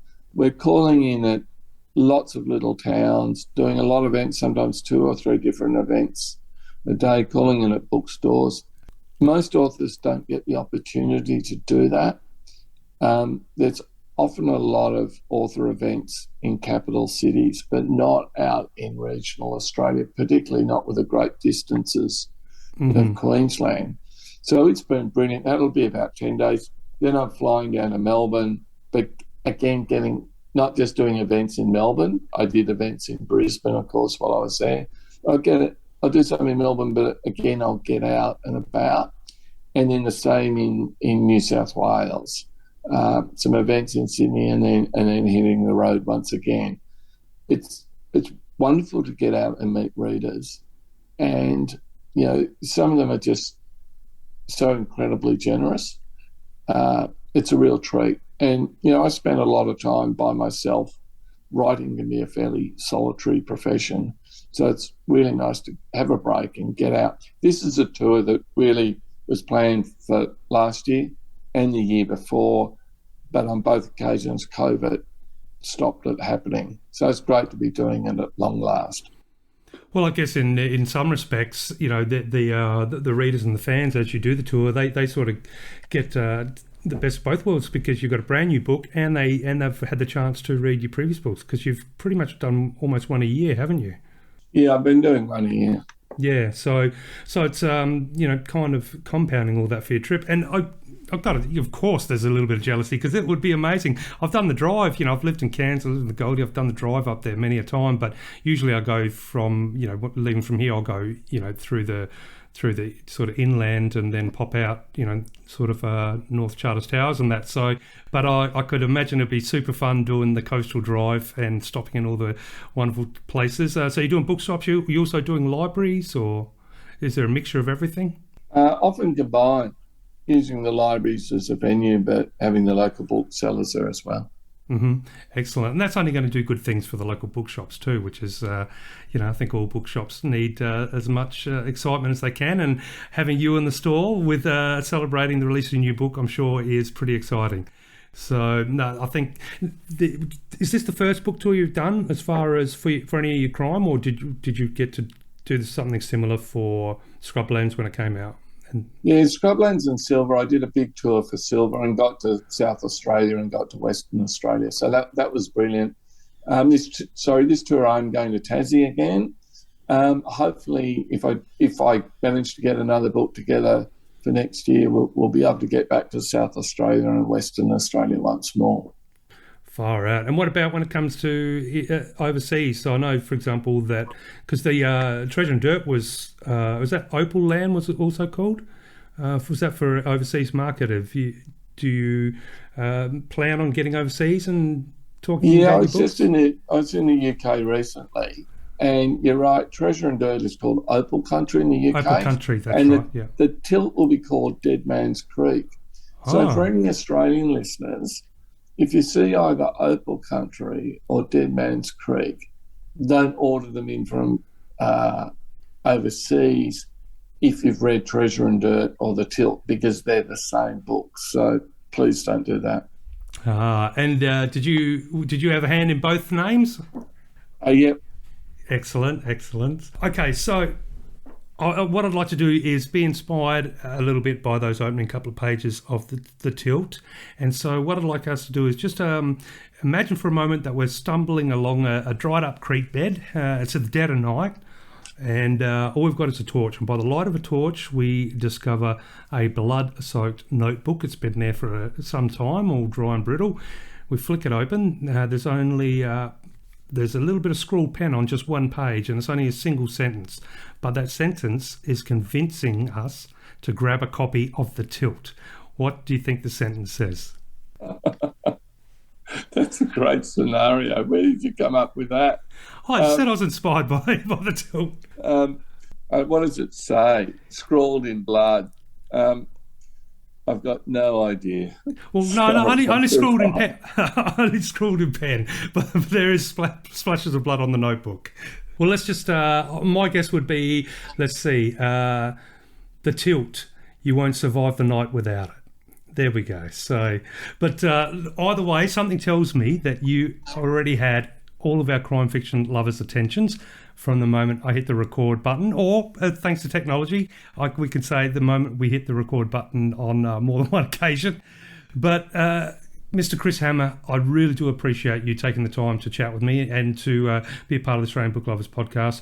I know it's been a huge day for you. You've got it's been a huge week. You've still got lots and lots of promotions to do, and I wish you nothing but astounding success on the book tour.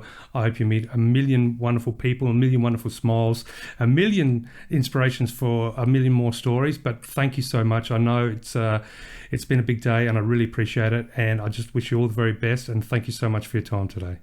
Thank you very much, Darren, and all the best to you and your podcast and to your listeners.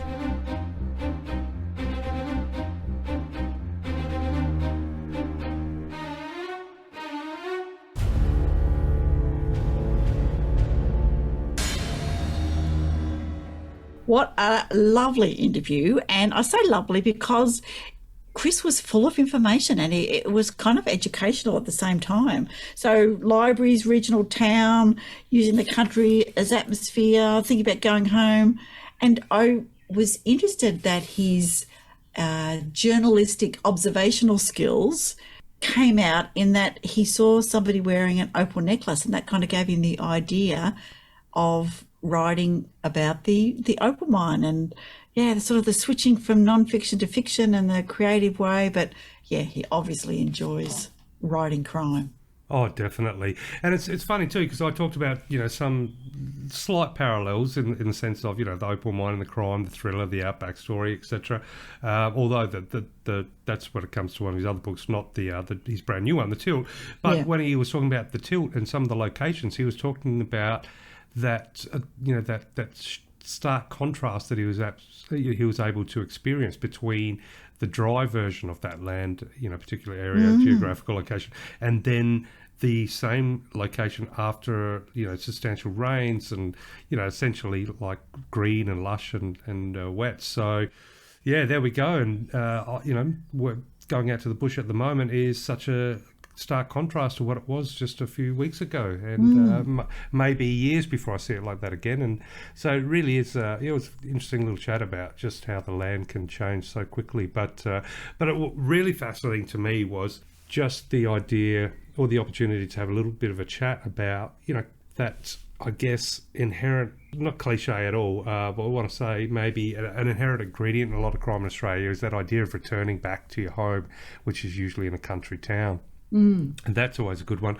But I love the idea of exploring crime in a small town. I think it's such a fertile landscape for really intricate and, very moving plots, something that can really make you think, can make you feel emotions, can move you, because as we were chatting briefly with Chris, here's one thing. I get helicopters over, maybe they're chasing cars or whatever it might be, and that there's some sort of crime going on out there.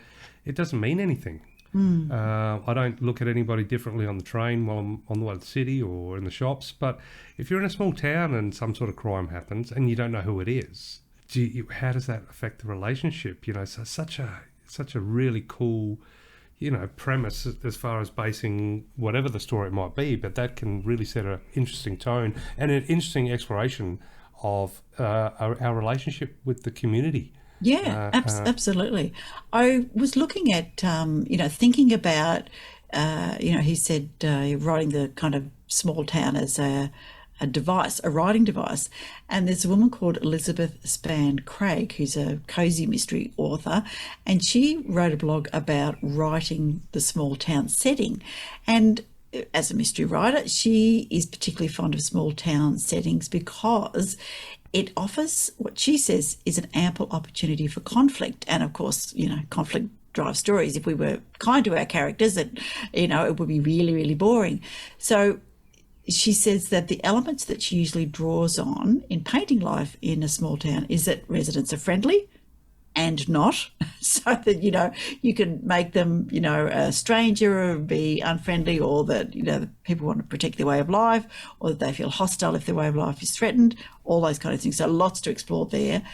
And then there's a lot of backstory in small towns. So expanding on the backstory is everything in a small town, so that, even if you've lived your entire life there, or if your grandparents are there, there's all these kind of personal histories deeply entrenched in the town history, and it's hard to distinguish the person from the town. So the coming home to those small towns is, fantastic. She talks about your history is your identity, hard to escape it. Everybody knows your family background, and first impressions can be sort of, based more on your family rather than you. There's town info hubs, so they're great places where people meet up and gossip about each other. And then there's gossip itself. Then there's grudges, including sort of generational grudges. And then there's the support. So, this is one of the pros of that kind of thing. So it's interesting to think of that small town, and it's lovely because you can kind of contain it. And there's so many of those lovely stories about people coming home. I'm just thinking of, Kate Winslet in The Dressmaker, which I know was a story. And I've just been chatting with Petronella McGovern, another one of our fabulous Australian crime authors, and she's coming up in a couple of episodes. And she's written, her book, The Liars, is in a small coastal town. And it's lovely that, kind of everybody knows what's going on, but they don't, and there's still secrets, and all of that kind of coming home is you slip back into who you were, and it's hard to get out of that kind of persona. So yeah, really interesting.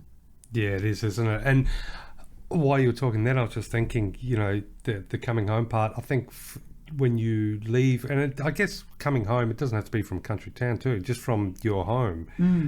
You can sort of branch out and maybe go live elsewhere, and that gives you the opportunity to reinvent yourself, or take a change in the development of your personality and your relationship just try on with the some universe. different sets of clothes, I guess, in terms of that. I've worked in a number of states around Australia, and sometimes gone there, on my own. Working in nursing and midwifery, it was kind of easy to do.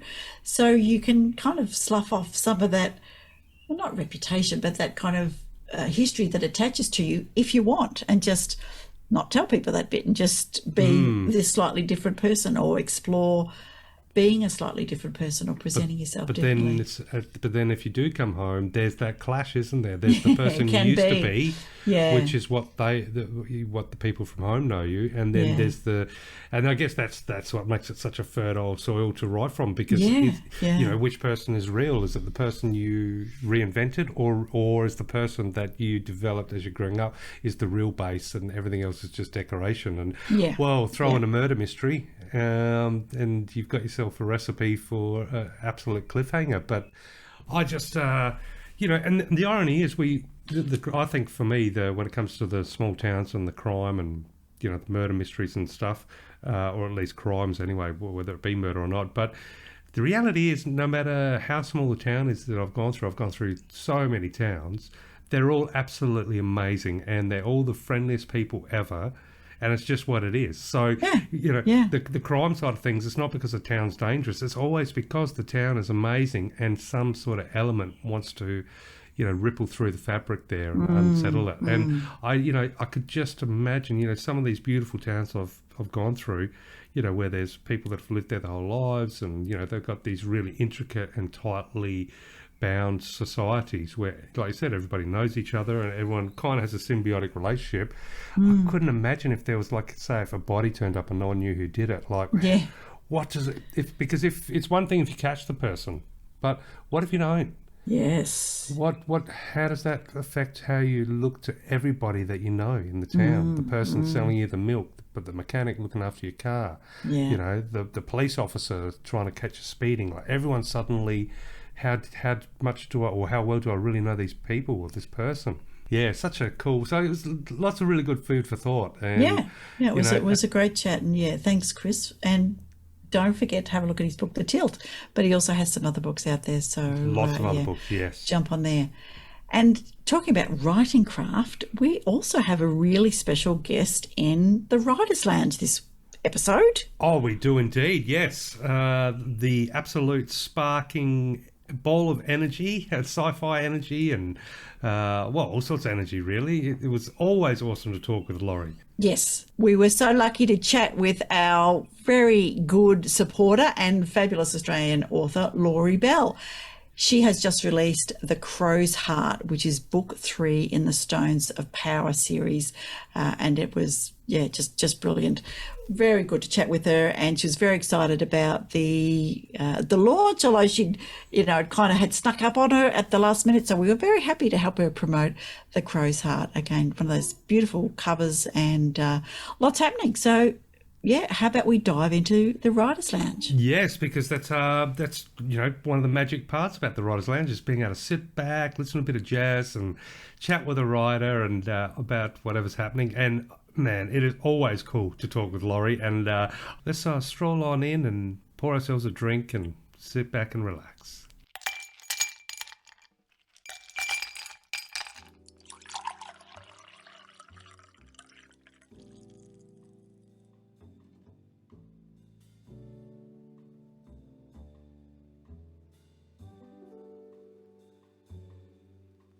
Welcome, Australian book lovers. I am absolutely thrilled to say that we have with us tonight one of my favourite authors, and she has a new book out.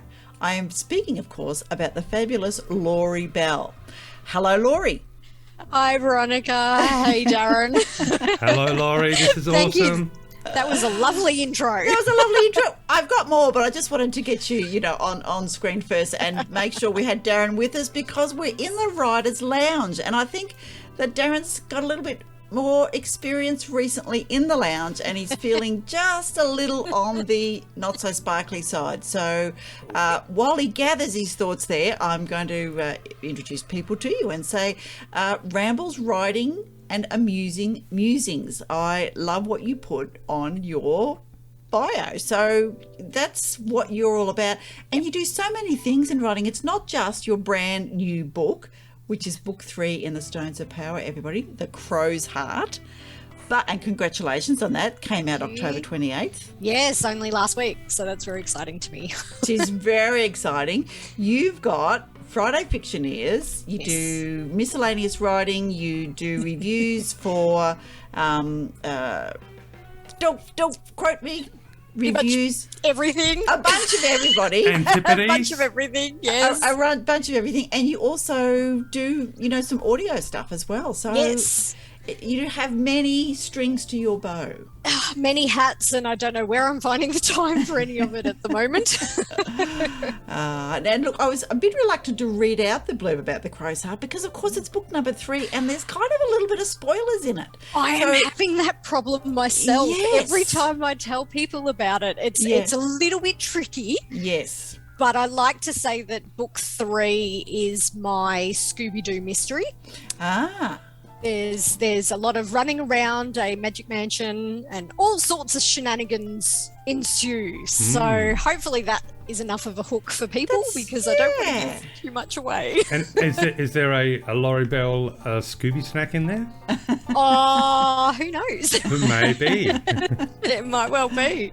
I did love it as a kid. So the feel of it, the vibe of running around a mansion just was giving me giggles while I was writing it.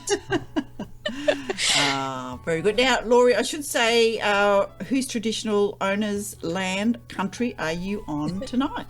Wurundjeri, I believe the same as yourself there, Veronica. Indeedy, I've come home from Ewan country and passed through a number of different places, but back on Wurundjeri, Woiwurrung up here. I always say it wrong. It's awful.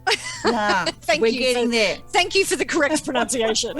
I don't know that it's too correct, but that's all right. Darren, where are you coming from tonight? Oh, of course, from corner country and with a little bit of sunshine. But Laurie, I'm just curious, what lounge bar style are you sitting in today? Well, given that we're talking about my young adult series, I'm going to have to go with a coffee shop that has probably a chocolate shop that has all sorts of chocolates in the windows and hot chocolate for the kids and hot chocolate for the adults. And I think that's my nice relaxing cafe with nice big armchairs. And hot chocolate on tap. Just the bottomless hot chocolate cup.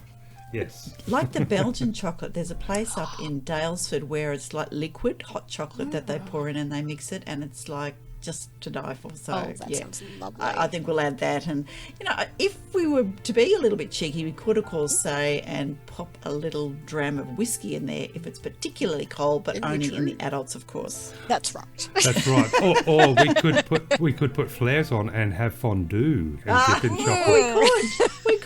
We could indeed. So Laurie, I thought it might be actually okay if I read the Stones of Power book 1. Could I read the blurb so that gets people in the mood for it? Okay. Absolutely. So the first book in the Stones of Power series is The Butterfly Stone. Don't let the shadow touch you. Love that. Beware, something is after Tracy Masters, a mage-kind teen in a mostly non-magical world, a world where people like Tracy are often feared and oppressed. Add to this stress a crazy family life, the schizo-pressures of school, friends and bullies, and working a boring job as an assistant at her uncle's detective agency for magical types. And life isn't just hard, it's chaos. That is, until a mysterious woman walks through the door with a case about a missing necklace known as the butterfly stone. The case seems to be the big break Tracy is looking for to prove herself and her abilities as mage kind, but she unexpectedly finds herself dangerously connected to it when the evidence takes a turn that reveals secrets from Tracy's past and places her friends and family in mortal danger. She also discovers that she's being hunted by a shadow that senses her magic is the key to unlocking the power it's after. The magic within the butterfly stone is too powerful to be contained, but if Tracy doesn't learn how to control it and escape the threat of the shadow that surrounds it, she could lose everything and everyone she cares about, beginning with her younger sister, Sarah. There you go. So it's fresh, fast-paced and fun. What makes life interesting, harder and yet worth living. You believe in magic again. That's right, exactly. Yeah. So tell me, Tracy is our protagonist. She obviously goes to book 2, which is The Tiger's Eye. And then that's right. Then we wander into book 3, The Crow's Heart. So we went Butterfly Stone, Tiger's Eye, Crow's Heart. Tell me about the names. Where did they come from? Yeah, the animals. It's actually been really interesting. I had many a conversation with my young nieces many years ago, and the idea of necklaces that belonged to certain people was a big story that we sort of created when they were little. I was little, but I haven't grown. And each stone has kind of developed its own life as I've gone through writing them all. Started with the butterfly stone, which weirdly I actually found an old stone in my Nana and Papa's house when we were cleaning it out after my Papa passed away, and I or my sister had stuck a butterfly sticker to a stone, like a river, a really smooth river stone. So I remember seeing that and I thought, they'd kept it, of course. I wonder how I remembered that, because I'd written the story before we found the story. That's very interesting. So it was a little bit spooky. Yeah.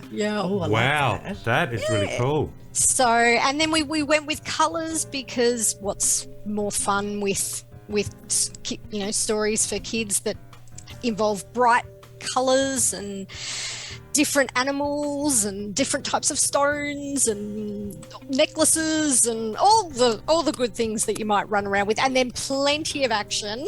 I have quite a few action-oriented fans who love the action and the fight sequences. A lot of the boys really love the fight sequences, so the girls, by the way. Everyone likes a good scare as well. Indeed, yeah. Yeah, so it's been fun. And so I've had to come up with a few more with the Stones of Power was originally designed to be 5 books. Right. And so I've got 2 to go.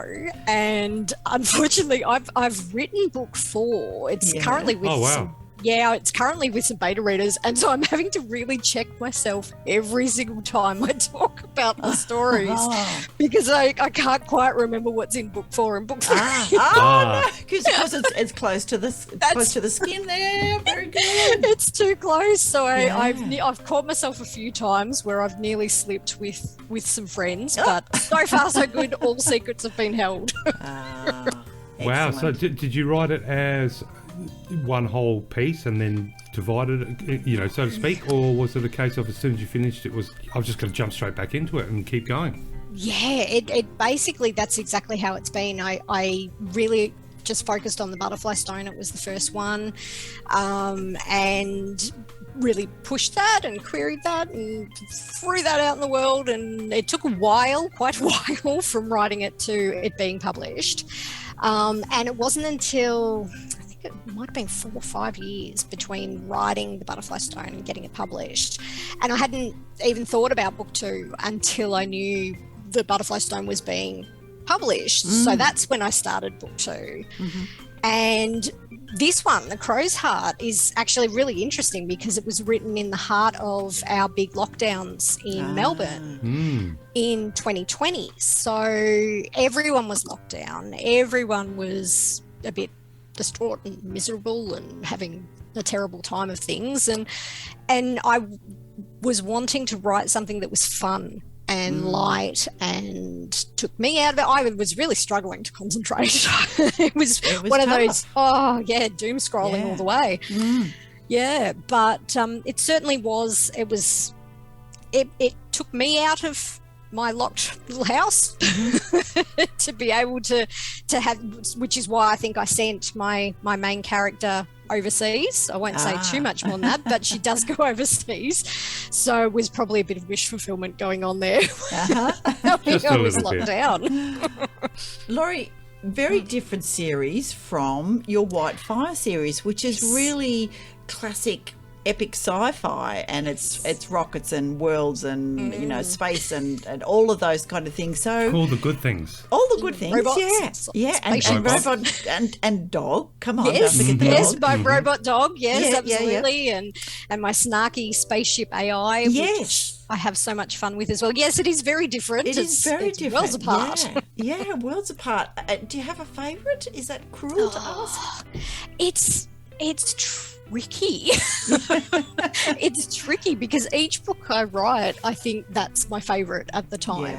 Yeah. And then the next one comes along and that's my favourite at the time. I've got one that's coming out later this year that is a big supernatural mystery, monster mash, horror comedy, all sorts of every genre I can smash in As soon there. as you is said smashed horror, in. Darren's ears pricked up there. Oh, and, yeah, and Darren, Monster you'll Mash, love the of end. course. Yeah, I'm down for a Monster Mash. When did that one how did that come about? Was that something that you've sort of been chipping away at on the side? Yeah, or it sort was of bubbles away in the back of my brain while I'm writing other things, because whenever I'm meant to be focused on the one I'm meant to be focused on, my brain is someone else. And the monsters are calling. Yeah, usually I have an idea pop up and I jot it down and I email it to myself, and when I finally finish a draft or I finish a review or an edit, I'll pull out the old notes and go into something completely different. So I do I do bounce around genre a little bit and age groups a little bit. So the one that's coming out later this year is for the older crowd, let's just say. Whitefire probably sits in between. It's a nice, anyone can read it and have fun. It's very action, very sci-fi, very sort of a Star Warsy feel to it. And of course, with my Stones of Power YA, but again, anyone can read those. If you love a good action magic sequence, then I'd dive onto those as well. Are you doing any audio stuff for any of your books, Laurie? Because I know, you just come exploding out of the headphones so with such amazing energy, and I know you're involved with a lot of. Did you hear my theatre. giant sigh then? No. It is on my plate. I am attempting to. I do a lot of audio narrations for flash fiction. I'm a part of a narration team for the Antipodian SF website, which they publish monthly, and they have a radio program, and they have a big narration team that reads the flash fiction, both ones that we've written ourselves, but also ones that others have submitted and don't feel up to doing a narration themselves, which I totally understand. And so the word goes out and we all volunteer and we get to read other people's flash fiction stories, which is a lot of fun. And because I've been doing that, I really enjoy the narration side of it. And I keep in every discussion and interview I have, I really want to do an audio book, but I haven't got around to it yet. So it is on the cards. Well, I think by the time you record your own audiobook, I think you're going to be an absolute expert then, by the sounds of it. I spend too long fiddling around with all my silences.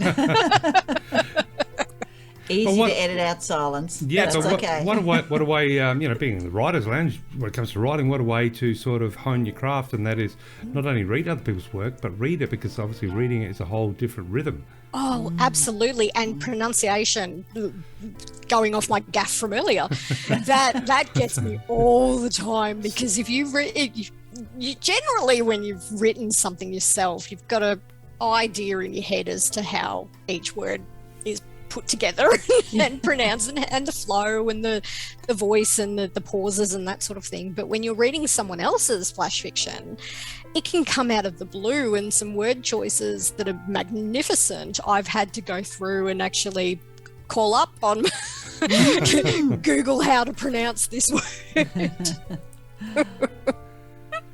So that's been a lot of fun, and I actually did I did a narration for a guy that had some Scottish accents.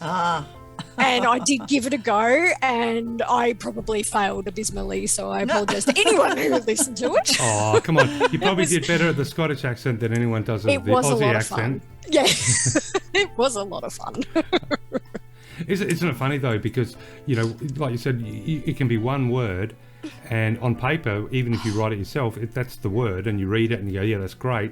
But then you got to pronounce it, and then when you pronounce it, it has a certain rhythm, and then it has a certain rhythm, it has a certain meaning, and so then how do you annotate it? And does it require a pause? Does it require this?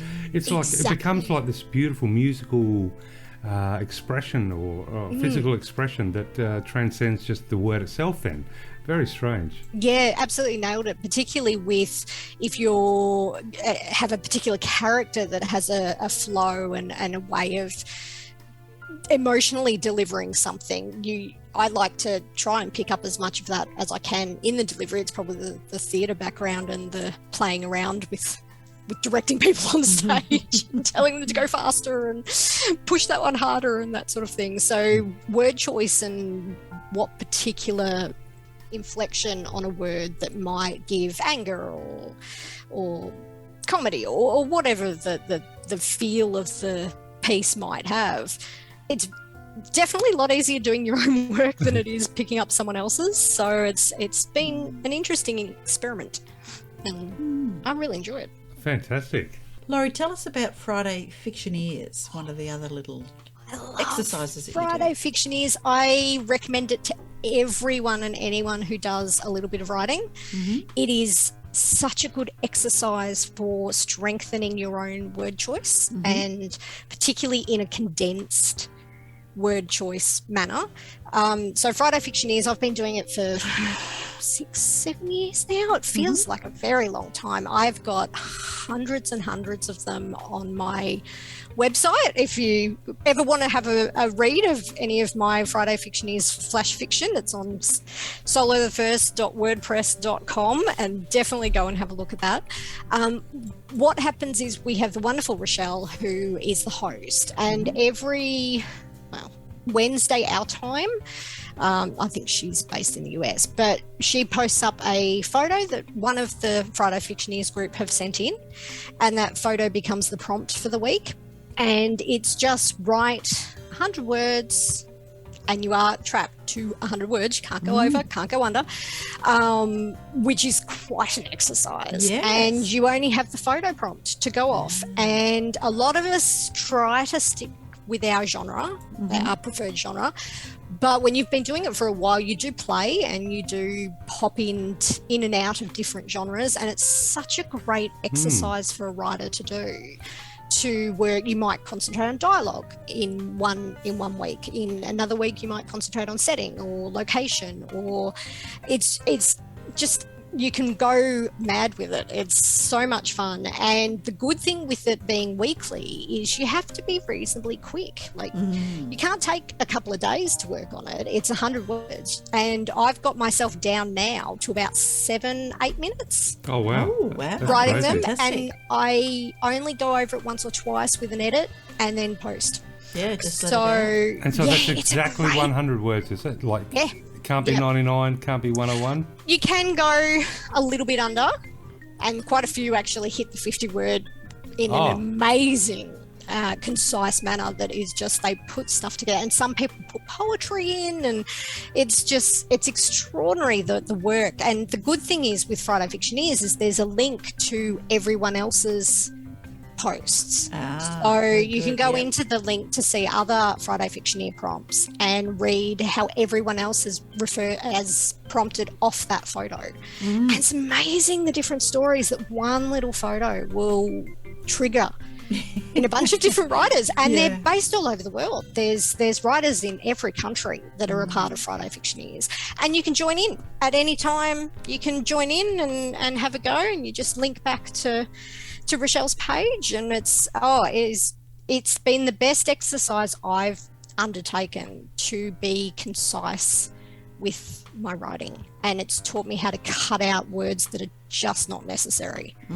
So and I think because I've been doing it for so long, I've picked up those skills as I've gone without really knowing it. So I think everyone should do it. Okay. What amazing skills though. Get on to Friday Fictioneers. Imagine, having a paragraph that grabs you, the opening paragraph. If you open a book and that paragraph grabs you and it's like by the throat, says, "Come with us, we're telling you a story." Exactly. It's like, oh, fantastic. But then if the whole book is like that, whoa. But doing that is like, you definitely sharpen your axe so that every paragraph will be that grab the throat excitement. So. Yeah, it's a great exercise to do, and it does teach you different skills. And to be fair, I ramble a lot more in my books. There's a lot more words than 100. But it does let you paint a picture a lot quicker is the biggest skill that I think I've got out of it. I'm going to mention that the prompt for the last one you've got on your website is a gorgeous little green car, and without reading your prompt, I immediately thought of Jasper Ford's Thursday Next series, where she has that brilliant Hispano Suiza. I don't know if you know the Thursday Next series, but I thought, is that a Hispano Suiza? Time traveling literary fiction jumping car. Lo and behold, she's talking about a time travel machine. So there you go. So yes, people, jump onto solothefirst.wordpress.com and have a look at the Friday Fictioneer. The list, lots and lots of fabulous. Yes, I do actually have a tab across the top that is my Friday Fictioneers, and there's just hundreds of them. I could put a whole book together with just the proper sponsors. That might be a good thing. Yeah. Now, Laurie, how is the launch of The Crow's Heart going? What are you doing to tell people that it's out and about? I feel like I should be doing so much more. Okay. So you're talking to Australian book lovers, and you're in the Writers' Lounge with Darren and Veronica. Exactly. I am chilling out with my hot chocolate, talking to Veronica and to Darren. Well, I'm staring at the ceiling with my ears ringing. I've been posting everywhere I can possibly post. Yep. I do have my wonderful supportive team at Dimmick's Knox City, which is a Dimmick store in Victoria, who have been amazingly supportive, and they push my book to everyone that walks in the door. It feels brilliant. Like they've just been wonderful. So as soon as they saw the cover reveal, they were onto me begging for copies. So they've got signed, a huge number of signed copies for Christmas. So we're hoping that that's excellent. We were going to do a book signing a couple of years ago with the Tiger's Eye, but because of COVID, that unfortunately fell by the wayside. And with Crow's Heart, my lovely publishers didn't give me a lot of time when I found out the actual release date. So I didn't actually have any time to book some things in, which would have been good, and if I'd got my acting gear a little bit quicker, I could have got something together. So it's all just happened so quickly. So but fast. All in time for Christmas. You're right, and it takes years, and then suddenly it's out. It's there. It is there. So Christmas presents, ideal for what age group? And I know it's sort of YA, but sometimes YA is a bit, younger or older. Who would you say is the best? It's definitely, you'd be looking at, for your really good readers, 10 years and up. My sweet spot is 12-year-olds, 13-year-olds. They seem to just inhale the story. Great. But I do have quite a few young fans who they're absolutely gorgeous, but when they get onto me, however form that they get onto me, I am bombarded with questions as what's coming, what's the next stone, what's happening. Oh, that's awesome. There you go. So And do I've you had have some anything photos. you're ready to reveal? And do you know what the next stone is? I do, but I can't say. Okay. And are you teaching yourself liquid glass so you can make your own embedded stones? I wish I was as talented as the amazing designer who has designed the covers for these books, because they are extraordinary. Oh, They there are it is. beautiful. Fabulous. Oh, Yeah. I just absolutely love them. I just give them a general description of, it's sort of bluey purple. It's shaped like a heart. There's a crow scratched onto it. And just It is gorgeous. Oh, they are just amazing. So I actually don't know the name of the lady who does it, but it's Flirtation Designs, which is done in the US through my publisher. But my goodness, I absolutely adore all the covers. I'm dying to see the cover of the next one. Okay, but we have to wait how long for the next one, if that's out with beta readers now? Hopefully not too long, but it depends. It depends on how the world is going, because they're all based in the US for Wyvern's Peak Publishing, who put together my lovely Stones of Power, are based overseas. So there's a little bit of a time gap, and they're pumping out a whole bunch of books at the moment. So hopefully not too far away. Hopefully that slides into the queue fairly That's well. right. So, Laurie, where can people pick up a copy of The Crow's Heart? Okay, so it is available on most online stores, anywhere you want to look up. Dimmick's Knox City, definitely. I'm hoping to get some copies into 234 Collins Street. Oh, yeah, Dimmick's Knox City. James and the team there are just marvellous. And they will ship to people, they will post, they will even, during COVID, they were hand delivering. They were just adorable, and I love them so much. Awesome. Yeah. So I always shout out to them. And of course, via my publisher on their website, wyvernspeak.com is their website. And on my website, if you contact me, if you're reasonably local, as in Australia, I can ship to you as well. But really, it's wherever you can get your hands. All good stores, all good bookstores. Yeah, all good bookstores. And we're waiting for the print copies to pop up on Amazon Australia too. Yes, because I did have a little look and they said coming soon. So there you go. Now, usually Darren has a quirky question to ask, and I'm just going to put him on the spot. Do you have a quirky question? Oh, absolutely. What I was going to say, Laurie, is with COVID got in the way, but definitely looking forward to eventually having an Australian Book Lovers catch up in possibly, I love my virtual lounge, but a real one would be good too. And I'm hoping you roll up your sleeve and show me all the beautiful tattoos of the stones from all your books on there one day. That'd be awesome. But my question is, if you had 10 minutes right now, right as we hit stop on the recording and the TARDIS landed in your lounge room, which year would you travel to? Ooh.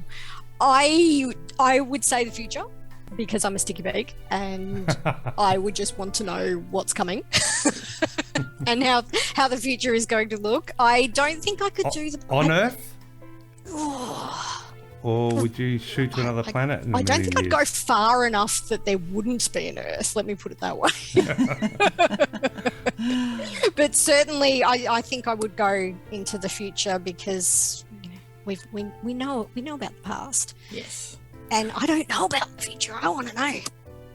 Well, I like your style. My second question, very quickly: if your robot doggy had puppies, what would you call the first two puppies? That's good.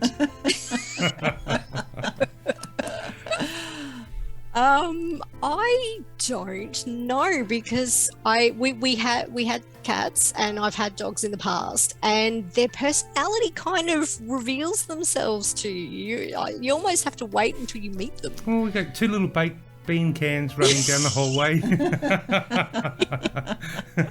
Maybe one stumbles a little bit. Probably something to do with chocolate, I would say. Oh, okay. I'm sure there would be something to do with chocolate in there. I'm just trying to imagine how you bring chocolate and metal together. But that's for another episode, I suppose. See if you might have to put that one in the next, of the Whitefire series. Just ask the snarky AI, some comment. Well, about I've got a few that pop up in. Yeah. I am working on book 2 at the moment, and there are a few robot dogs that I've thought about, and it's funny that their personalities really, it's the same with the snarky AI in the computers, in the spaceships. They really reveal themselves. Zach kind of gave me his name, so all right. I mean, I did like Mate. Mate was always my favourite. Yes, for a robot dog. So, and for anyone you've forgotten the name of. Well, exactly. See, that I think that's what lay behind it, because it was very much you could shout, "Oi, mate!" and no one would know who you're yelling at. Yes, that's good. That's good. All right, Laurie Bell, author of The Stones of Power, and just released book 3, The Crow's Heart. Get out there and buy it, people, for your young adults. Yes, for Christmas coming up. And leave a review. Definitely leave a review. Thank you so much for dropping into the lounge. Scull that last bit of chocolate. Eat those gooey marshmallows that are stuck in the bottom. And we will see you out and about in the writer's universe. Absolutely. And do reach out and contact me if you have anything you want to chat about, because I do love to hear from everyone. And yes, book 4, it is on its way. It is. Very good. Thanks for joining us, Laurie. Thank you, Veronica and Darren. It's been so much fun. I love the Writers' Lounge. Thank you for putting a smile on my face on a fun Thursday evening. And you're always amazing. Thank you so much. You're the best. Thanks all.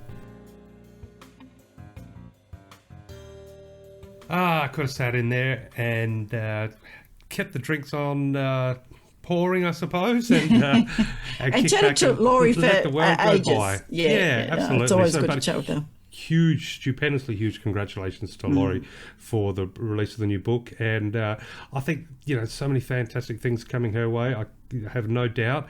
Thank you, Laurie, for joining us in the Writers' Lounge. I really hope you do it again. But now we've talked about a little bit about crime and small towns. We've had an amazing interview with Mr. Chris Hammer.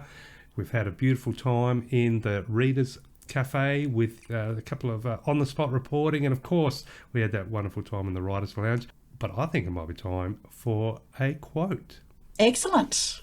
Quote away. Oh, okay. Do you want me to start with a quote? My quote for this episode, well, I based it on, of all things, small towns. So, short little quote, this one, and it's by I believe it's a writer, Richard Russo. And that is, the quote, should I say, is, "People in small towns, much more than in cities, share a destiny." And there we go. And I think that's short and sweet. Nice. Yeah. Nice. Well, I'm going to admit I had 2 and it was really hard to think which one is the best. I've got a small town one and I've got a writing one, but let's go with the small town one. Ooh. This is author unknown. The nice part about living in a small town is that if you don't know what you're doing, someone else does. Aha, I like that one. I thought, that's good. That is good. All right, can I sneak in the other one? Please do. All right. So this is by MJ Bush, who is a full-time writing coach, editor, and fantasy writer. And she writes, because when I listened to, Chris talk about how he writes a zen and he brings the atmosphere and he gets under people's skin and all that kind of thing. But also the fact that, is it Nell Buchanan, I think is his protagonist, who just kind of said, well, time for my own book. Thank you very much. I don't want to be just a side character. So this quote from MJ Bush is, "Step into a scene and let it drop from your fingertips." Oh, yeah, that is. I thought that's, just... very tangible, that quote. Yeah. So I saw that and I thought, just have to say that one too. So there you go. Those are my quotes for the episode. Awesome. I really do like that quote. That's especially now I'm about to get some writing time back. It's like, let it drip from the fingertips. I'm not even going to make any LSD jokes. No, don't. Now, of course, if you have enjoyed the episode, please leave us a review on iTunes or Spotify or whichever platform you happen to be listening to us from. We're on YouTube, we're on Twitter at Australian Books, we're on Instagram at Australian Book Lovers, we are on LinkedIn. It's hard to keep a track of everywhere that we are, but mostly if you type in australianbooklovers.com, then you will find us. Over on the website, there are hundreds of fabulous Australian books. And if you are an author and you want to get your book listed up there for free, head over to the page, which is for authors, and enter all your details, not only for books, but also for short stories, which Darren's got some bits and pieces happening. And look, very exciting. We are getting some merchandise happening just in time for Christmas. So stay tuned, people. We've got a little bit more to do with it, but we'll put a link to our beautiful Redbubble site very soon. And I'm just loving seeing all our gorgeous genre mascots, front and centre of the merchandising. So that's a good thing. We've got a book review to go, and I've got a really special book review coming up. Not this episode. This episode is just moi talking about the Survival Anthology, which is excellent. I have a little read of that. But I have got a very special, very young reviewer who very kindly said that she would help us review Claire Roden's How to Survive Your Magical Family, which is currently featuring as our middle grade features of the week on the website. So, yes, I'm hoping that she's up to chapter 7, a little bit slower than me reading, but that's all good. So I won't say any more until we finish, and then we'll have her on the show doing a book review. Oh, very exciting stuff. Yeah. So, yes. Yeah, lots of and good even stuff. I may have a book review coming up very soon. So, more on the next episode. However, now, of course, we come to that awesome part of the show where it is our tagline. Indeed. So, atmospheric, shotgun, shots ringing out in the back, or, what's going to go on? Well, crime, small town. Maybe you and I are, to use the Australian phrases, maybe we're coppers standing there looking down on a body with the radio crackling in the background. It's a dark night. We've got the spotlights on. We know that this is going to really affect the town, and we're a little bit, not upset or solemn, but more, it's very curious and cautious. And sharing I our think you thoughts. have a much more optimistic view of my acting skills than I do. I think what I'm doing is subconsciously projecting what I'd like to think I could do as a non-actor. But yeah, so we're two detectives standing there, not a copper, because I suppose we'd be detectives, wouldn't we? Yeah. Looking down, and we're talking to each other, both very much involved in the case. So we can give it a shot. Let's go. Okay.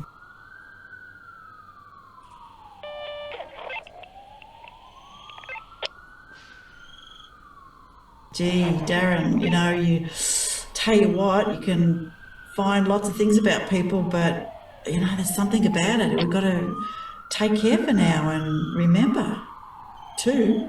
I think what we need to do here is, by the looks of things, we need to read more Aussie books. Yeah, Seen I this reckon. before. Reckon you're right, mate. Yep. I think big things are coming. All right, there we go. There's my TV guide, Logi's acting I reckon career. that there will be, casting agencies knocking on our door very soon. Oh, yeah, absolutely. Without a doubt. Yes. I mean, speakers were crackling with drama then. To everybody for joining us for episode 71, thank you so much. And to Mr. Chris Hammer, thank you so much for a wonderful interview. And thank you next to Laurie time. Bell. And who have we got? Next time, it's very exciting. We have got a double banger in the interviewing stakes. So we've got Nina Kenwood, who is the author of the just recently published Unnecessary Drama, And we've got Emily Gale, who has recently released The Goodbye Year. Both of them good friends who found each other during COVID lockdown, were writing books and supporting each other, and lo and behold, ended up signing with the same agency and then having their books released kind of within a few days or weeks of each other. So it was really lovely to catch up with them both together. Yes, it's going to be a super cool episode. Yeah. And so 72 is only just around the corner. And we're going to be doing a bit of catch-up on podcasts, so it's going to be fun. We're going to be talking to a lot of authors coming up over the next couple of weeks. And, they're going to be coming thick and fast. So, but to everyone who joined us for the episode, thank you so much. I can't wait to be having fun with you all again next episode. Very good. And please excuse the truck that is labouring its way up the highway. It must be a really still night out there because normally you can't hear it. So sorry about that, people, and bye for now. Well, you should be quickly running out and doing the old honk honk with your hand, which we did growing up all the time. And I think kids still do. But anyway, take care for everybody. Yeah, bye for now.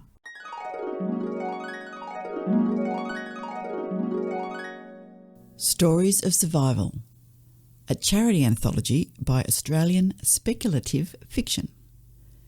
This is a wonderful collection of short stories from the Australian speculative fiction community.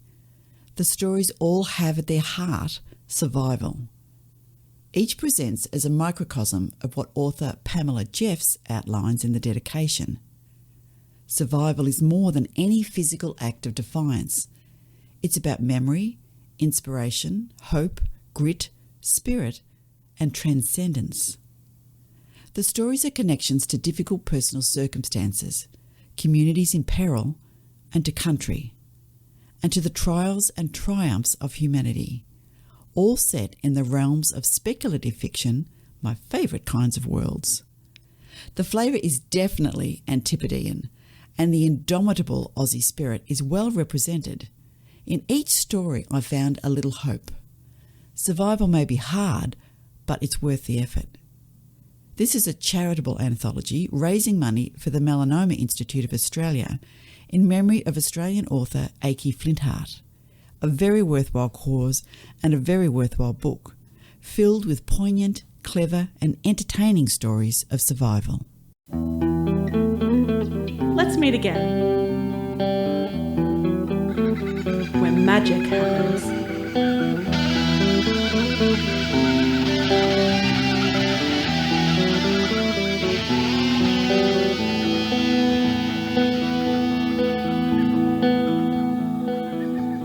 Australian Book Lovers acknowledges First Nations peoples and recognises their continuous connection to country, community and to culture.